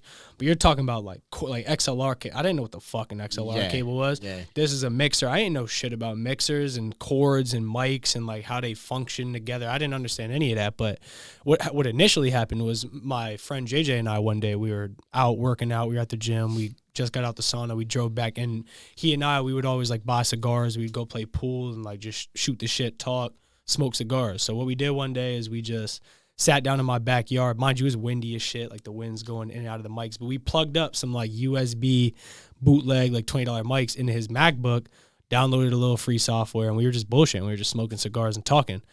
And at that time, I was watching a lot of podcasts, and I've always been like interested in like creating things or like creating content, making videos of the sort, anything. I was a big gamer when I was younger. I still enjoy it. So like watching YouTube is something I did as I was growing up, and I kind of came up on it. And I always wanted to do something similar. So we took that idea. We did that a few times. Then we honestly, we put it down for a few months. We didn't do shit. And then funnily enough, he was my first guest when I got this whole idea to start this podcast. He was my first guest, and we were just talking about shit, and he ended up becoming my co-host. So like we've been doing them together ever since episode 1. And even before that, obviously he owns this house, so we figured this room would be a perfect place to do it. Yeah. This is a nice little like spot. For sure. It took a while, but literally it was all just consistency. Like he'll tell you, like there was times like, and I'll tell you too, there was times where I was bitching. Like I was scared about like just posting it, just doing it, like what people would think. Now I don't give a fuck. Yeah, that's where it got crazy because him and I were working at the same job for a while. You guys work now? Yeah. Obviously. Yeah. What do you guys do? We work in the school district. Cool. Awesome. Yeah. So him and I were working together at the same job. Mind you, we were janitors. Okay. And so we were miserable. I'm not gonna get too deep into that. Yeah. Corporate nightmares. But he had this idea and he wanted to run with it, but I didn't know what I wanted to do. I was still kind of playing. Like I know I wanted to buy some real estate, but I didn't know what my passion was. I didn't know what I wanted to pursue. And he would talk to me about the podcast, and I would just shoot him like ideas, like, "Yo, what if you did this, or you like just do this?" Just building. Yeah, just building, like coming up with ideas, like, "Yo, you can cop this equipment right here, and you can already, And we were talking about buying equipment. We were talking about all that stuff right here. And then I was a guest, and then I don't know how it happened. Like, and this was always like we were always scheming on like something. Like what could we do to like get out of this shit? Yeah, figure it out. Yeah, no, that's what's up. So it kind of just happened that way. And truthfully, I love it. Like if you obviously didn't know me even a year ago, even like a week ago, you didn't even really know me. So I was never the talker. Like I was never the kind of guy that was like out. Like I mean, I was outgoing, but I was never like really the social person. I'm like you. I'm like a homebody. I don't I'm not the go out, like rub elbows with people kind of person. That was never me. So this was a big shell and a big, I guess you could say, fear I kind of had to get over. Was just talking to people in general because I was never good at it. That's what's up, though. I mean, you seem like you could talk to people. Thank you. That's it. You're probably better than you thought. You probably just weren't comfortable. Yeah, that's like what it was. It was like a fear. It was an anxiety thing. It was like, again, like that fear of judgment. But that's just all shit that I think comes with like any creative endeavor. Everybody has those feelings, but it's about just doing it. And then our biggest thing was consistency. Like we've posted an episode every single Thursday since episode 1. That's what I'm talking about. Yeah, how many are we at right now? This episode will be 37, I believe. Okay, so for 37 weeks straight. Yeah. Every single week we posted an episode. And what's that statistic too? It's like if you got past episode 21, you're considered in the top to be 1% the top 1% of podcasters in the world. Yeah, which is crazy. Well, see, like that's the thing. Like, no, that just shows you like 99% of people will quit after how many weeks? 21, I guess. 21, depending on how they structure 21 weeks. 90% of people will quit. What they're probably saying is their dream to do. Yep. 21 weeks. What is that? And they're saying episodes. And this is what you're doing. Yeah. So, like, it's not like we're working hard. I mean, I know you guys have to work hard on the back end, but like, when you get to just sit down and talk to people, like that's as cool as it gets. And like with something like this, what's cool about it is like I don't know shit about what you really do before you come in here. Like obviously I do a little bit of research. I try to like know like what I can know so I can ask you good questions. Okay. But like I get to learn so much from, and I'm sure he expresses the same feeling. Like I get to learn shit from people every day that I would have never known if I didn't do this. And like from some very smart people. We've had a teacher on who's traveled the world. We have people like you who is very like systemized in the whole jewelry game, and you understand that very well. Yeah, we've had NFL players, and these are all like realms of life that I have interest in, but I'll never get to really experience myself because it's not my thing. Yeah. So you get to learn a lot from literally every time we do a podcast, and some of my favorite ones to do are just with our friends, like where we get to kick back, get a little drunk, get a little high, bullshit, like just kick it. Yeah, those are really good podcasts too, but. Really, all it is like we get to. I would love to be on one of those too. Yeah, fuck yeah. For sure.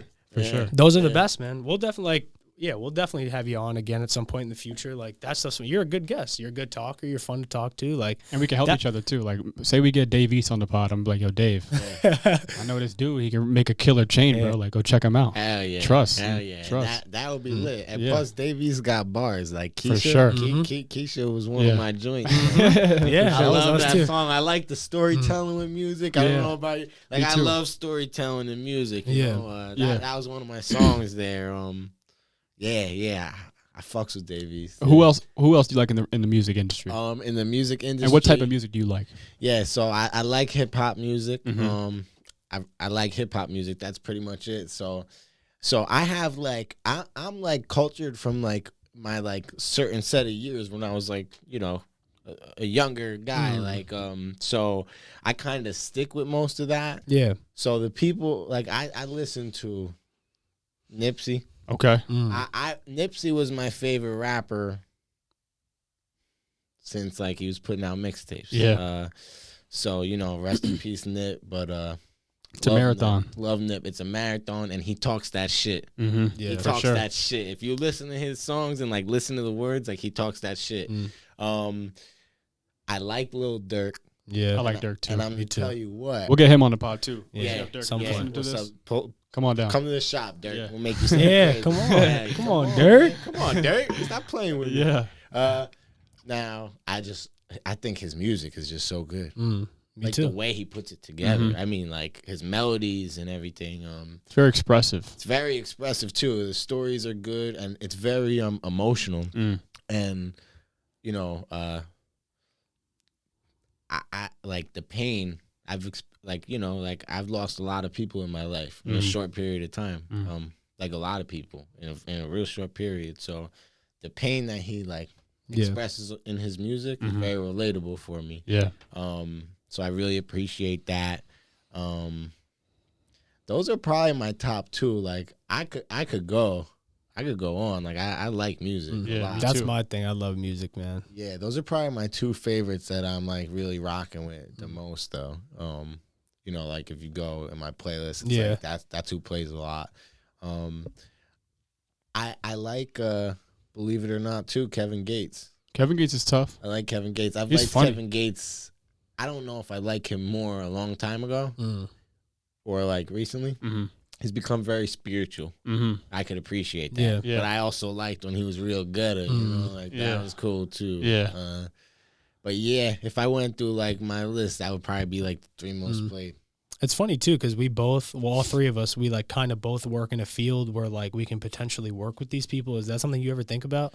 Oh, working with some celebrities? Well, not even just celebrities, but like people that like kind of inspire you in a way. Like think about like making a chain for Lil Durk. Oh, Like, yeah. How fucking cool would that be? That would be super fire. Hit me. I do thoroughly believe that I will do pieces for people like this. Yeah, I agree. I think we'll do podcasts with people like that too. Yeah, 100%. And we'll sit down and talk to those guys. Right. I know that it will happen. Yeah. I just have to keep building myself, Yeah. building my brand to get to where it needs to be. Technically, like I said, a lot of people are like generations into this. There's artists that get in the game and blow up. Yeah. Artists as in like jewelers, but technically I'm brand new. You know, I haven't been, my brand hasn't been here for 40 years. Right. Of my parents building this business. Right. You know, like I'm brand new in this thing. Yeah. So I'm going to get, but I mean, that's going to happen. It's the same way for us. Yeah. Do you Yeah. like to subscribe to the idea of manifesting and bringing things into fruition and from a spiritual aspect? Yeah, because I see it happen all the time. Yeah. Yeah, 100%. I see it happen. Just manifesting like important relationships, I think is super important. Yeah. Like putting yourself in the room with people that you need to know. Right. Some people get too excited, I think.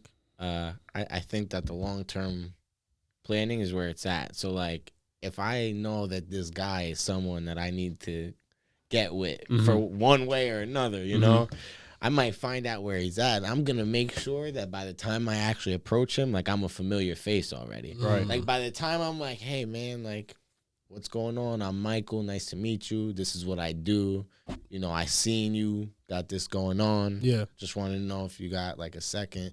By the time I do that, like he has seen me 3-4 times. So my face isn't so, Right. you know, but I'm big on manifesting, especially with your success. And I definitely wholeheartedly believe that the energy you give something is what you're going to get out of it, For sure. you know, and that's another thing I see on a daily basis. Have you ever experienced the opposite? You went in something, you know, maybe with a bad attitude or half-heartedly, and you got it in return. So, you know what? More or less, you know what I would say is I've experienced that when it comes to intention. So like if I've ever like I said, the reason I like I'll use jewelry as an example. Like I told you, the reason I love jewelry is to make people happy and everything.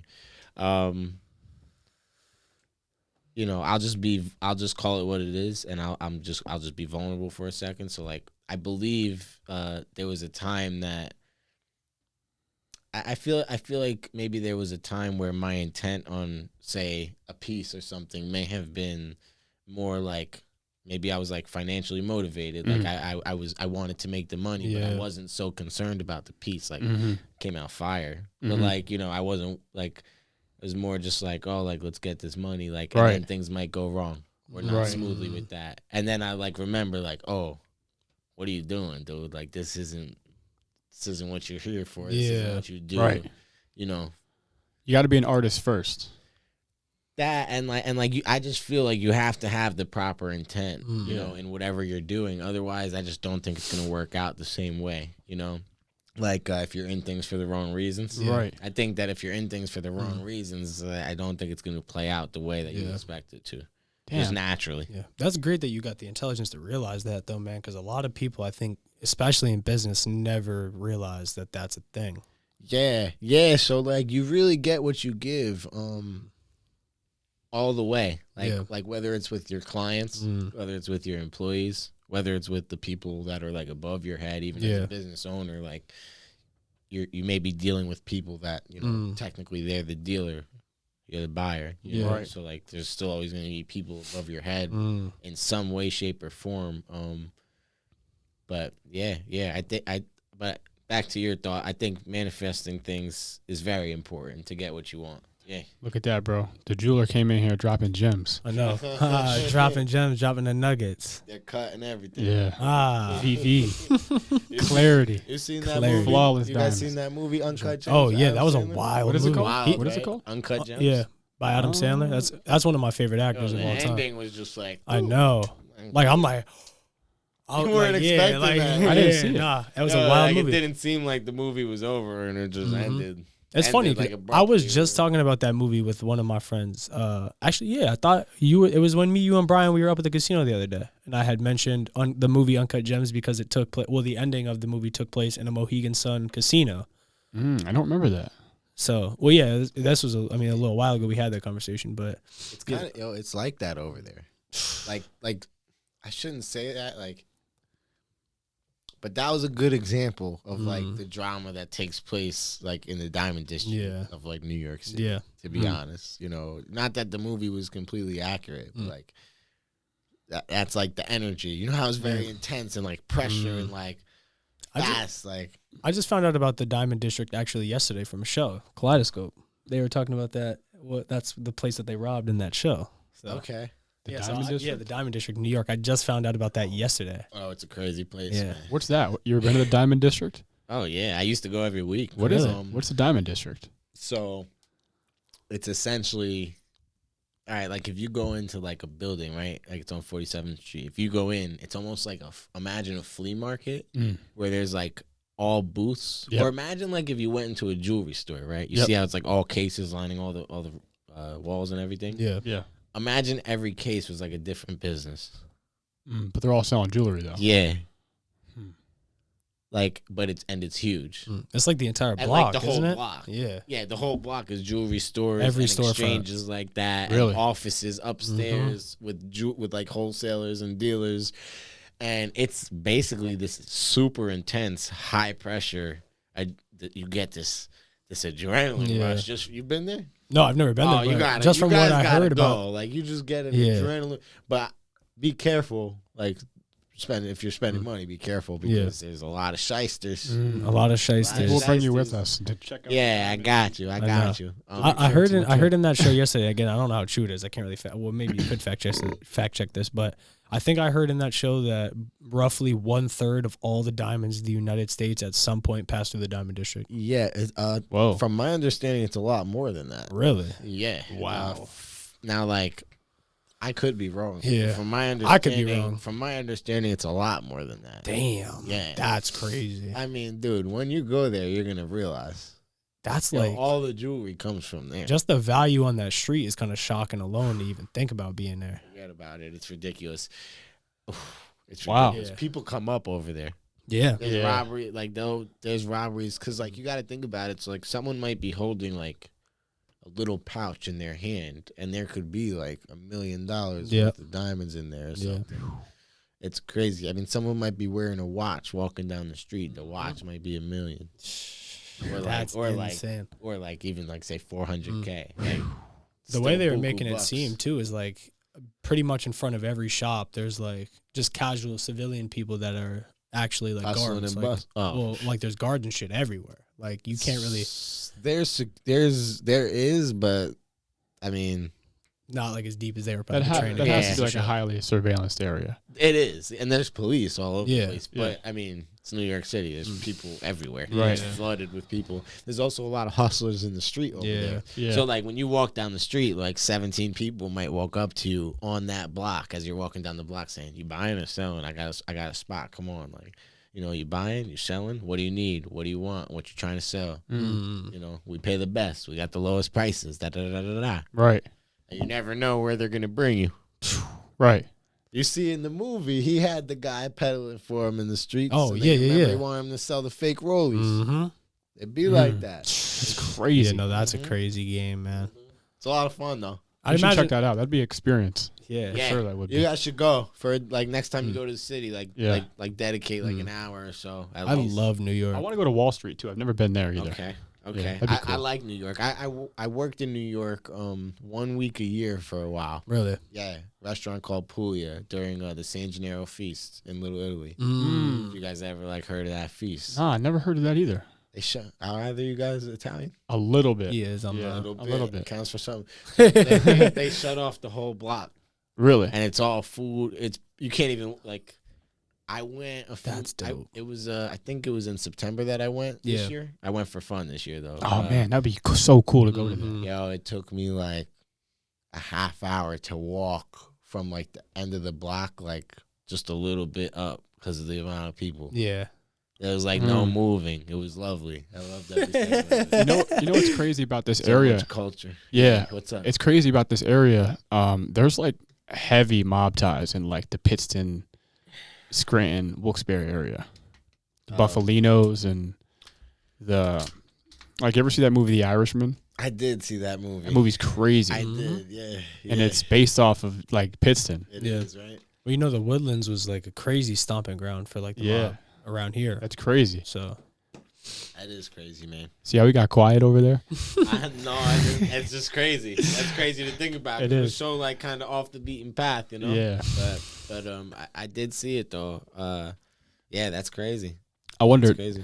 in your business, does the fluctuation of the prices of like these metals and diamonds affect you guys, or is it kind of Yeah. stable? Nah, it affects us directly because so like here's all right, like when gold goes up, Yeah. technically my stock value, because a big part of my value as a human is my inventory, my jewelry business. Mhm.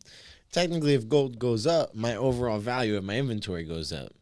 But at the same time, that means it's more expensive for the people. Right. If it's more expensive for the people, they're gonna buy it less, yeah, unless they're making more money. Which right now, gold is up. yeah, People are not making more money right now. Mm. I'm doing fine. Yeah. But like, I would rather me be able to sell the jewelry for less money. is there like a happy middle? Like, is there like a happy middle ground where like the cost per gold is pretty good for like the amount of money you'll make off a No, sale? I'd rather it be to me.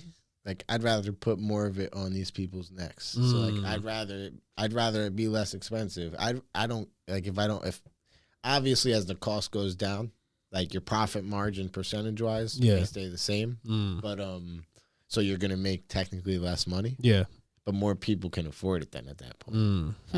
Then with the diamonds skyrocketed from COVID too, and plus that war. So like there's like issues with like trading Russian diamonds right now. A lot of diamonds come Yeah. from Russia. Really? Yeah, believe it or not. So that kind of jacked the prices up as well. And again, at the end of the day, it all gets passed along. Yeah. So for me, like I would just rather things be a little bit affordable for the like consumer's sake of things, you know. Yeah. Then it also sucks when I sell someone a chain and gold is 2,000 an ounce, and then gold is like 17 or 1,800 an ounce, and they're like, "Why is the same chain you sold me you're selling for like 10% less?" And it's like, well, People don't understand. gold was 10% more back then. Can you refund me the money? Like, That's Not crazy. really. Like, it doesn't happen a lot. but Yeah. I had one guy buy chains from me, call me 2 months later. I want to sell these back to you. I'm like, I don't buy gold. Or it was like 3 months later or something. I'm like, I really don't. I got the chains specially made for him. He wanted specific things. I would not stock those chains. Calls me 3 months later. I want to sell you back the chains. Like, I don't buy gold, man. Yeah. Like, I'm sorry. He's like, well, all I want is a little bit more than what I paid for them. And I'm like, what? And I'm like, I don't know. Like, that doesn't make sense. Yeah. He's like, if That's you're ridiculous. a businessman, you'd understand. I'm like, if I gave everybody back, like if I sold you a chain for 1,000, you can come get 1,200 for it from me. 2 months later, I'd just be out of business. If he was a businessman, he would understand. He just wanted money. Yeah. Yeah. I think he thought he could like Swindle it. people think that they could like play games with your like brain. Yeah.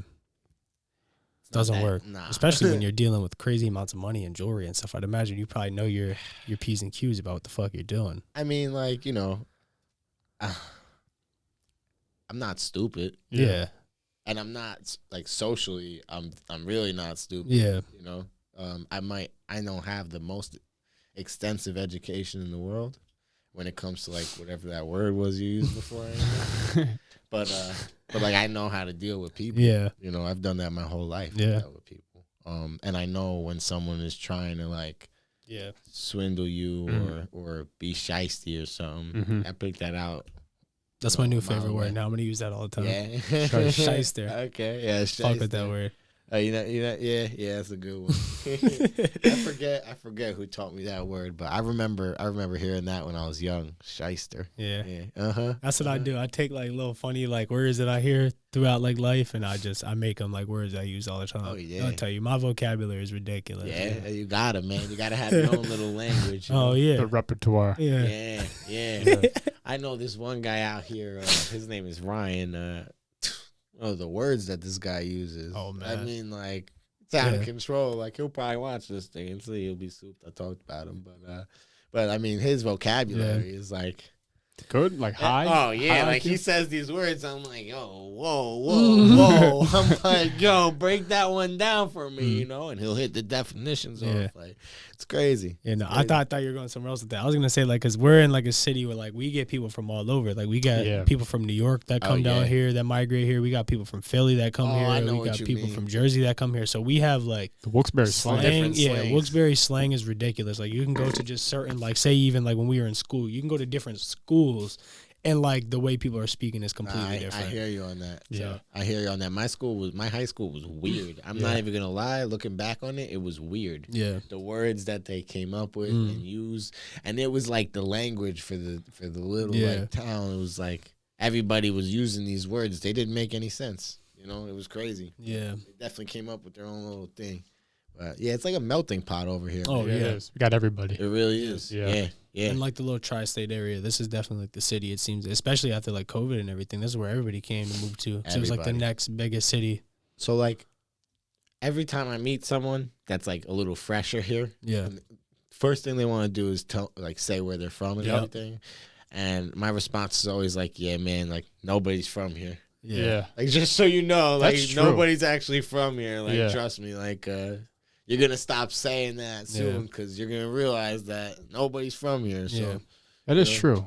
Everybody's well- from New York, well, Jersey, we are. Philly. Yeah. Yeah, we are from here. well, Born and raised. They're still their roots, but I mean, like a lot of people True. that live here are not from. Oh, here. yeah. Yeah. Especially nowadays. I would imagine like the majority of people that live in Wilkes-Barre are not initially from Wilkes-Barre. Yeah, and the people that are from here hate it. It seems like. Yeah. Yeah. they really do.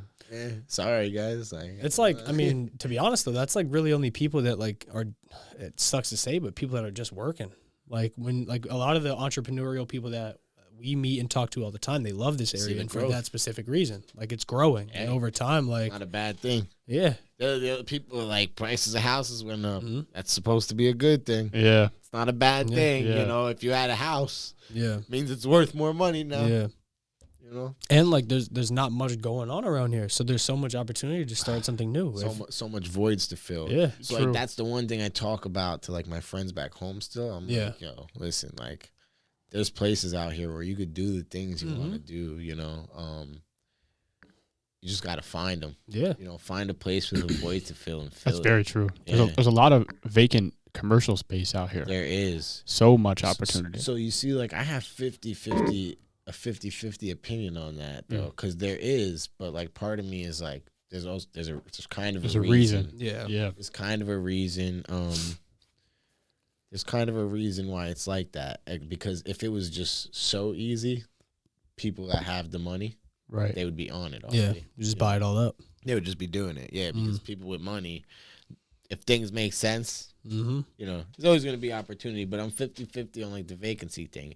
Now, like, it costs way less to run a business out here, Yeah. in my opinion, depending on, like, what your expenses are set up like. But, like, rent, just for example, like, is a lot less than, like, some of these other places that people are used to.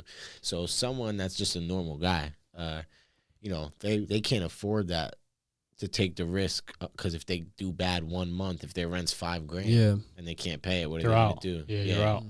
Some of these places out here you get for under $1,000 a month. Yeah.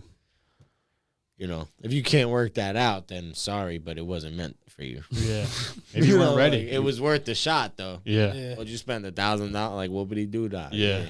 Whippity do that. I mean, for real though. Yeah. You know, I'm always like, just do it. So many. I hear. It bothers me when people don't try to, like, follow their dreams and do their passions. Me too. Mostly because of the excuses. Mm-hmm. You know, like I don't know, like, everybody's so caught up on the wrong things. I'm like, just go out and do it. If it works, Yeah. then figure everything else out. Yeah. It's a It character doesn't work. problem, though. Some people just have a character problem. They never, like, had to be put, like, he and I use this term, like, need-based. A lot of the things we do business-wise are need-based. It's things that, like, we actually need to do to, like, be financially stable and to do what we do. But certain people either just get to coast through life or they get comfortable and they don't really got to worry about a lot of these things, so they never go for it. Okay. So everybody has something they kind of, I guess you could say, not everybody, but most people have something they want to do.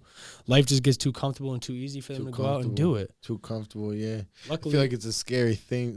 Like failure is scary too. yes, Yeah. yeah. You know? That was one of my Uncertainty. big fears when we started this. Is Yeah. like, then that's honestly like that's one of my biggest driving factors. I can't be that person that quit, like gave up. You know what I Yeah. mean? I can't be me. So 100%. That's- 100%. But I like- think what's worse than failure is regret, oh yeah, you know? Yeah, I'm like, at this point in my life, like, worst thing that happens, I've had nothing. yeah, Yeah. It sucked, but it wasn't that bad. Yeah. You know, so, like, that's the worst thing that can happen. So I'm not down to be comfortable, like you're talking about. I'm not down for that. yeah, That's just not for me. I'm either gonna be where I want to be, Yeah. or I'm gonna be where nobody wants Yeah. to be. But I probably will never end up in the middle. You need That's a that. good to way do to the put it. things my we style. do. I like the way you put that.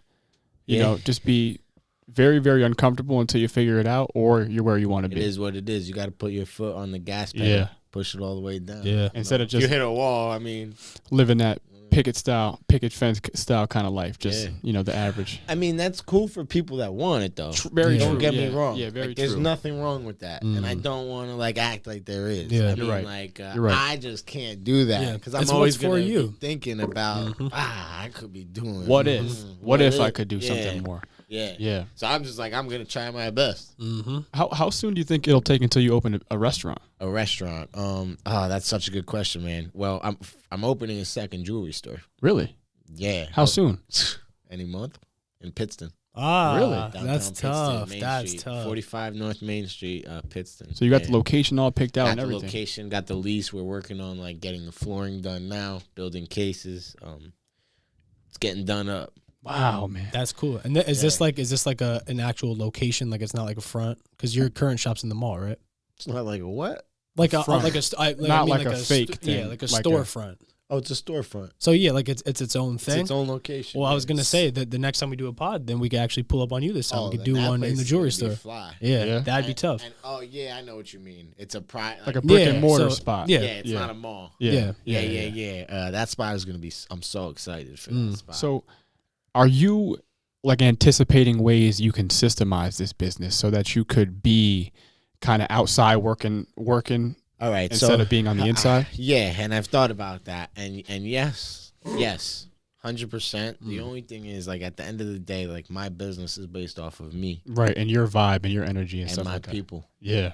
and my people are my people. Yeah. You know, they don't want to deal with some Joe like Schmo. anyone else. Yeah. No matter who it is, they really don't want to deal with them at this point. So I've thought of ways where I could keep the business open publicly and then make myself available by appointment. And I mean, if we want to get a little bit deeper on that as well, I think it's important to not always be so accessible to everybody. Yes. Yeah. Like we were talking about Rolex, actually. Yeah. Like they don't make them accessible to everybody. I think it's important to do that as a person at certain points as well. You know, you can't be accessible to everybody. Yeah. You got to keep that like that stock value up, man. Yeah, it's like an economic thing. If there's a ton of supply of your presence, there's no demand for it. Right. So like, and even like for me at this point, like there's days where I have the amount of people that like just come in, you know, for me to like help them. Right. I love it. Right. I love every second of it. But at a certain, I mean, I've been open for a year. Yeah. What happens when I'm open for 5 years? My book is going to be, it's like a barber. Like my book will be full. Like Right. I just have to at that point be selective. You know, but that's really what I'm trying to take it to is by appointment only. You know, if at a certain point, wherever my life is taking me and everything, there may be a minimum. You know, like it may be, I'm not touching it. Like by appointment only, like I'm not doing a piece under this much. Yeah. Right. You know, Right. I may only do one piece a month. You know, I'm not dealing with mass manufactured jewelry. Like I'm only making my pieces like as an artist. That's dope. And I'll run the business, but like I just want to take care of like I want to be in my full creative self to make what I want to make, you know, not just what everything that comes to me. I think that would be pretty cool. So I have thought about ways to do that because I don't want to work long. I agree. Yeah, my dad worked his ass off, bro. And yo, he that's died. a crazy thing to see, bro. Yeah, and he died when he was 55. He Chasing never got money. to retire or anything. Man. Like, you know, How he just crazy is worked it? his ass off and then died. I don't want to do that. I want to retire Yeah. young. And experience the world, man. The Experience world, life. feed up. Yeah. Yeah, You know? man. I don't need to be rich. I just need to have enough money to have the freedom to go where I want to go and eat what I want to eat. Yeah, that's really all I care. You know? Yeah, Other man. than Here, that, man. I'm good. Yeah, I feel that. That's a game a lot of people are trying to figure out. But it's about action, though. You have to take Yeah. action to figuring it out. You got to plan it Yeah. and take action. Strategize, you know. Yeah. My Buy the course assets. has like shifted Yeah. a couple times, but generally speaking, like I'll tell you what, coming to Pennsylvania has truly like changed my life. I had so many distractions back home. Yeah. So many people around, so many negative influences at the end of the day. Out here it's just me. That's the difference. That's like, awesome. It's literally just me. So Yeah. like I know what I want. And I don't know how to do it, but I got some ideas on how to try to do it. So I'm like, screw it. Like if it works, I could help my kids Yeah. and like create this legacy. And if it doesn't work, I could be like, I tried to make things like sorry. Yeah. I tried, but that's not even gonna Get rich or die trying, but you can manifest it. You can bring it into the world. it's though. gonna For sure, bro. I believe in it too. We got to come check your spot out. I want to see what the place looks like. I and stuff want you like to that. come see what The it inner is like. workings. Most Yeah, we def. definitely got to come check you Yeah. out, man. Yeah, I actually feel like I may have met you guys. I don't know. You kind of look familiar to me. Really? I don't Interesting. know. Maybe from just out and about. Like, not that I am out and about much, but Mm.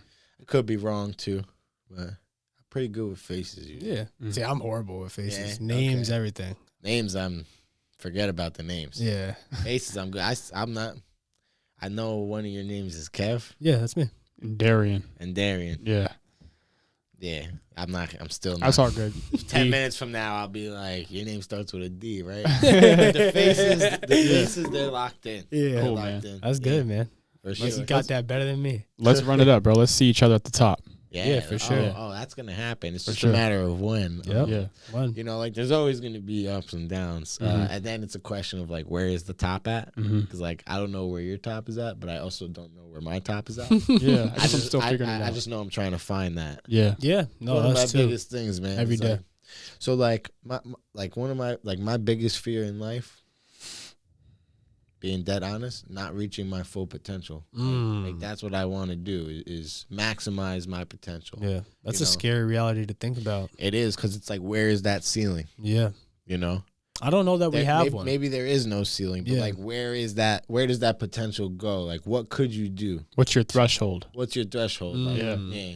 And what point is it like, okay, Yeah, like I guess there's no ceiling, but at one point is it like, okay, I did what I needed to do. yeah, or I did what I wanted Or I to did do. what I wanted. Now it's I don't time know, to man. go. I feel like in a way that's kind of paradoxical. Like it kind of doesn't. Yo, Like word. paradoxical. like there's no solidified answer to it. Yeah, You know what I mean? Because a person who's brave enough and courageous enough to go and try to reach their full potential, that's a person who doesn't settle. Oh nah. You know what I mean? Yeah. So it's almost like they're just going to keep on elevating and keep on growing until it's just they die, maybe. See, but that's something that I'm also, as much as like I'm scared of not reaching that potential, that's something that I want to make sure I don't do. Like fall into that type of Fall into like constant just- improvement type of trap. I'm down to always improve, but like there is enough.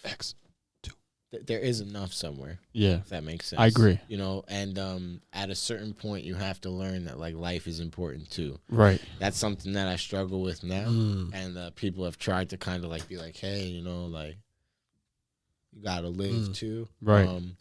But me, I just know that I have goals, and I know what I'm doing this for, and I know that I do plan on living my life. I'm just gonna live it great with my feet up when I get to that Yeah. point. you Yeah. know? I feel like an old man already. Yeah. So I don't got that many years of this in me. I don't know, man. I think you got it. You can No, keep it I'm for saying like I got it, but like for only so many years, then Yeah, I'm yeah. done. I'm throwing in the Yeah, towel. that's honorable too, bro. Yeah. Like, here comes the jeweler dropping gems. Like that's honorable too. At some point, you have like on the journey, you got to stop and enjoy the view a little Yeah. bit. So listen, man, this jewelry thing is just something I happen to fall into, and I love it. Yeah. And I think it's a great thing, and I'm passionate about it. You know. Thank you. Thank you, bro. At the end of the day, I'm just kind of me as a whole, though. Like it honestly could have been something else. Yeah. I just happen to love this. Yeah. You know. It takes those kinds of people. Like I think that's like kind of one of those outlier things. It's like the people that want to go out and get shit or get whatever they want can really obtain that in any field. It's just if you apply yourself to it or not. Like you could say like LeBron James, for example. Like LeBron James could be the best MMA fighter. He could be the best MMA fighter in the world if he wanted to, because he has what it takes to be great. I could jack that. Yeah. So I think most people. That's a good, very powerful statement. So like a lot of like hardworking people that like really know what they want out of this world, they're not willing to settle for less. Like they got that drive, they got that ability within them to go do great things. You could do great things in any field then that you apply yourself to. Like if I wanted to go become the greatest painter in the world, not saying I'm the greatest podcaster in the world or anything, but I think I have what it takes. Yeah. Thank you. I think I have what it takes to be great in whatever I really truly set my mind to. So I think there's specific people that have that ability. Yeah. No, I'm 100% with you there. So I'm 100% with you. And that's kind of how I feel. I'm Yeah. like, whatever I like enough to be engaged in, you could I'm do gonna it. do it. Yeah. Yeah, that's about your intention now, right? Yeah, 100%. your intention. Back to that. For sure, Yeah. bro. It's all full about circle. the intention, man. Yeah. You know, you have positive intentions, you're going to get positive results. You have negative intentions, or just, I should say, instead of negative, because, for example, like wanting to make money is not a negative intention, No. but it might not be like the purest of Yeah. intentions. So, like, you know, if you have that positive intention, positive energy, it's going to come back around. Yeah. If you're doing things for the wrong reason, do something else. Right. Facts. Hey man. Boom. On that, Boom. Mike, you're a dope dude. I'm glad we got the boom. I'm glad we got the chance to do this, man. I honestly didn't know what to expect coming into this, but you blew my expectations No, away. I kind of talk in circles sometimes. So if I did that, No, it was good, man. Nah. This pod is an hour and 52 minutes. Like most podcasts that we do, like Don't go this long. if they go this long, is a good episode. yo, So, I talk for a living, yo. yeah, we I do do too. this every day, like, you know. Yeah, Yeah. seriously. Well, hey, man. Again, this is a fucking banger episode. Air whatever you want out. I know you got a website. I know you got some social medias. I know Oh, you got yeah. your shop. Tell them about all I that. should have said this at the beginning. Come see me at the Wyoming Valley Mall in Wilkes-Barre, Pennsylvania. Soon to be downtown Pittston as well. Mm-hmm. Follow us on Instagram. That's where I'm most active. You can see like our day-to-day stories Yeah. and everything. I try to like show some behind the scenes of what we do. Nice. You know, I deal with my people. They're on there. The Instagram is going to be at DevansDiamondCo. It's, I don't know if you guys could like. I could pop it up right here. Yeah. Bing, and I'll put Right it down there? in the description for you. Bing. All right, it's DEVANS Diamond Co. Same thing on Facebook. Nice. Yeah. And then Google me. You see the amazing things everybody has Yeah. to Nice. say. I love my people. I love the people that support me. that's great, man. You know, forget about the jewelry. Every single person, 70% of the people, 80% of the people that like purchase something from me are just genuinely like my people. That's good. I mean, That's you how it guys see here first. I mean, if you're watching to this point, you know his vibe's correct. You know like what type of time he's on. So I think like that's true. That's true to your character. So Mike, Yeah, thank man, you for the I energy, try. bro. Thank you guys. For real. It was a pleasure coming on. No here. doubt. thank you, man. It was a pleasure having you. I had no idea what to expect either, to say the least. But Cool. There now you go. you guys are dope, man. I hope that this thing just Yeah. Thank It's you. all for you. And then when we're both continue to chase what we're doing, when we're yeah. big and when we get bigger, you get bigger. You know, see man, you out we'll, there, yeah, bro. We'll do this I'll bring again. you like an iced out Cuban or something. Ah. Don't say it. You said it here, bro. We have it here. So Lock it in. If when we were talking about, yeah. I got you. You said it here. So When hold we're- them accountable. yeah, Let them know. yeah. Accountability. I take that. For sure. And then we'll get you damn, I'm thinking. a gold microphone or something. Yeah, that Ah, would be tough. there we go. That'd be super tough. But when we get DJ Khaled on the pod, we'll send him yeah. your way to get iced out. Yeah, for sure. Maybe we'll do some grills for DJ Khaled. Ah, there Something, you go. bro. Something. There you go. All right, guys. Much love. Thank you for watching this episode. Make sure to check out Mike. Devans Diamond Co. Is there a boom at the end? We could do a boom at the end. Let's do it. I'm just wondering, like, What you mean? Come like, on. like one of these We're gonna booms? take it away on a boom. I missed the intro boom. Like that was like. Oh, yeah. All right. Yeah, ready? Here we go. 3, 2, 1. Boom. Peace, love, subscribe.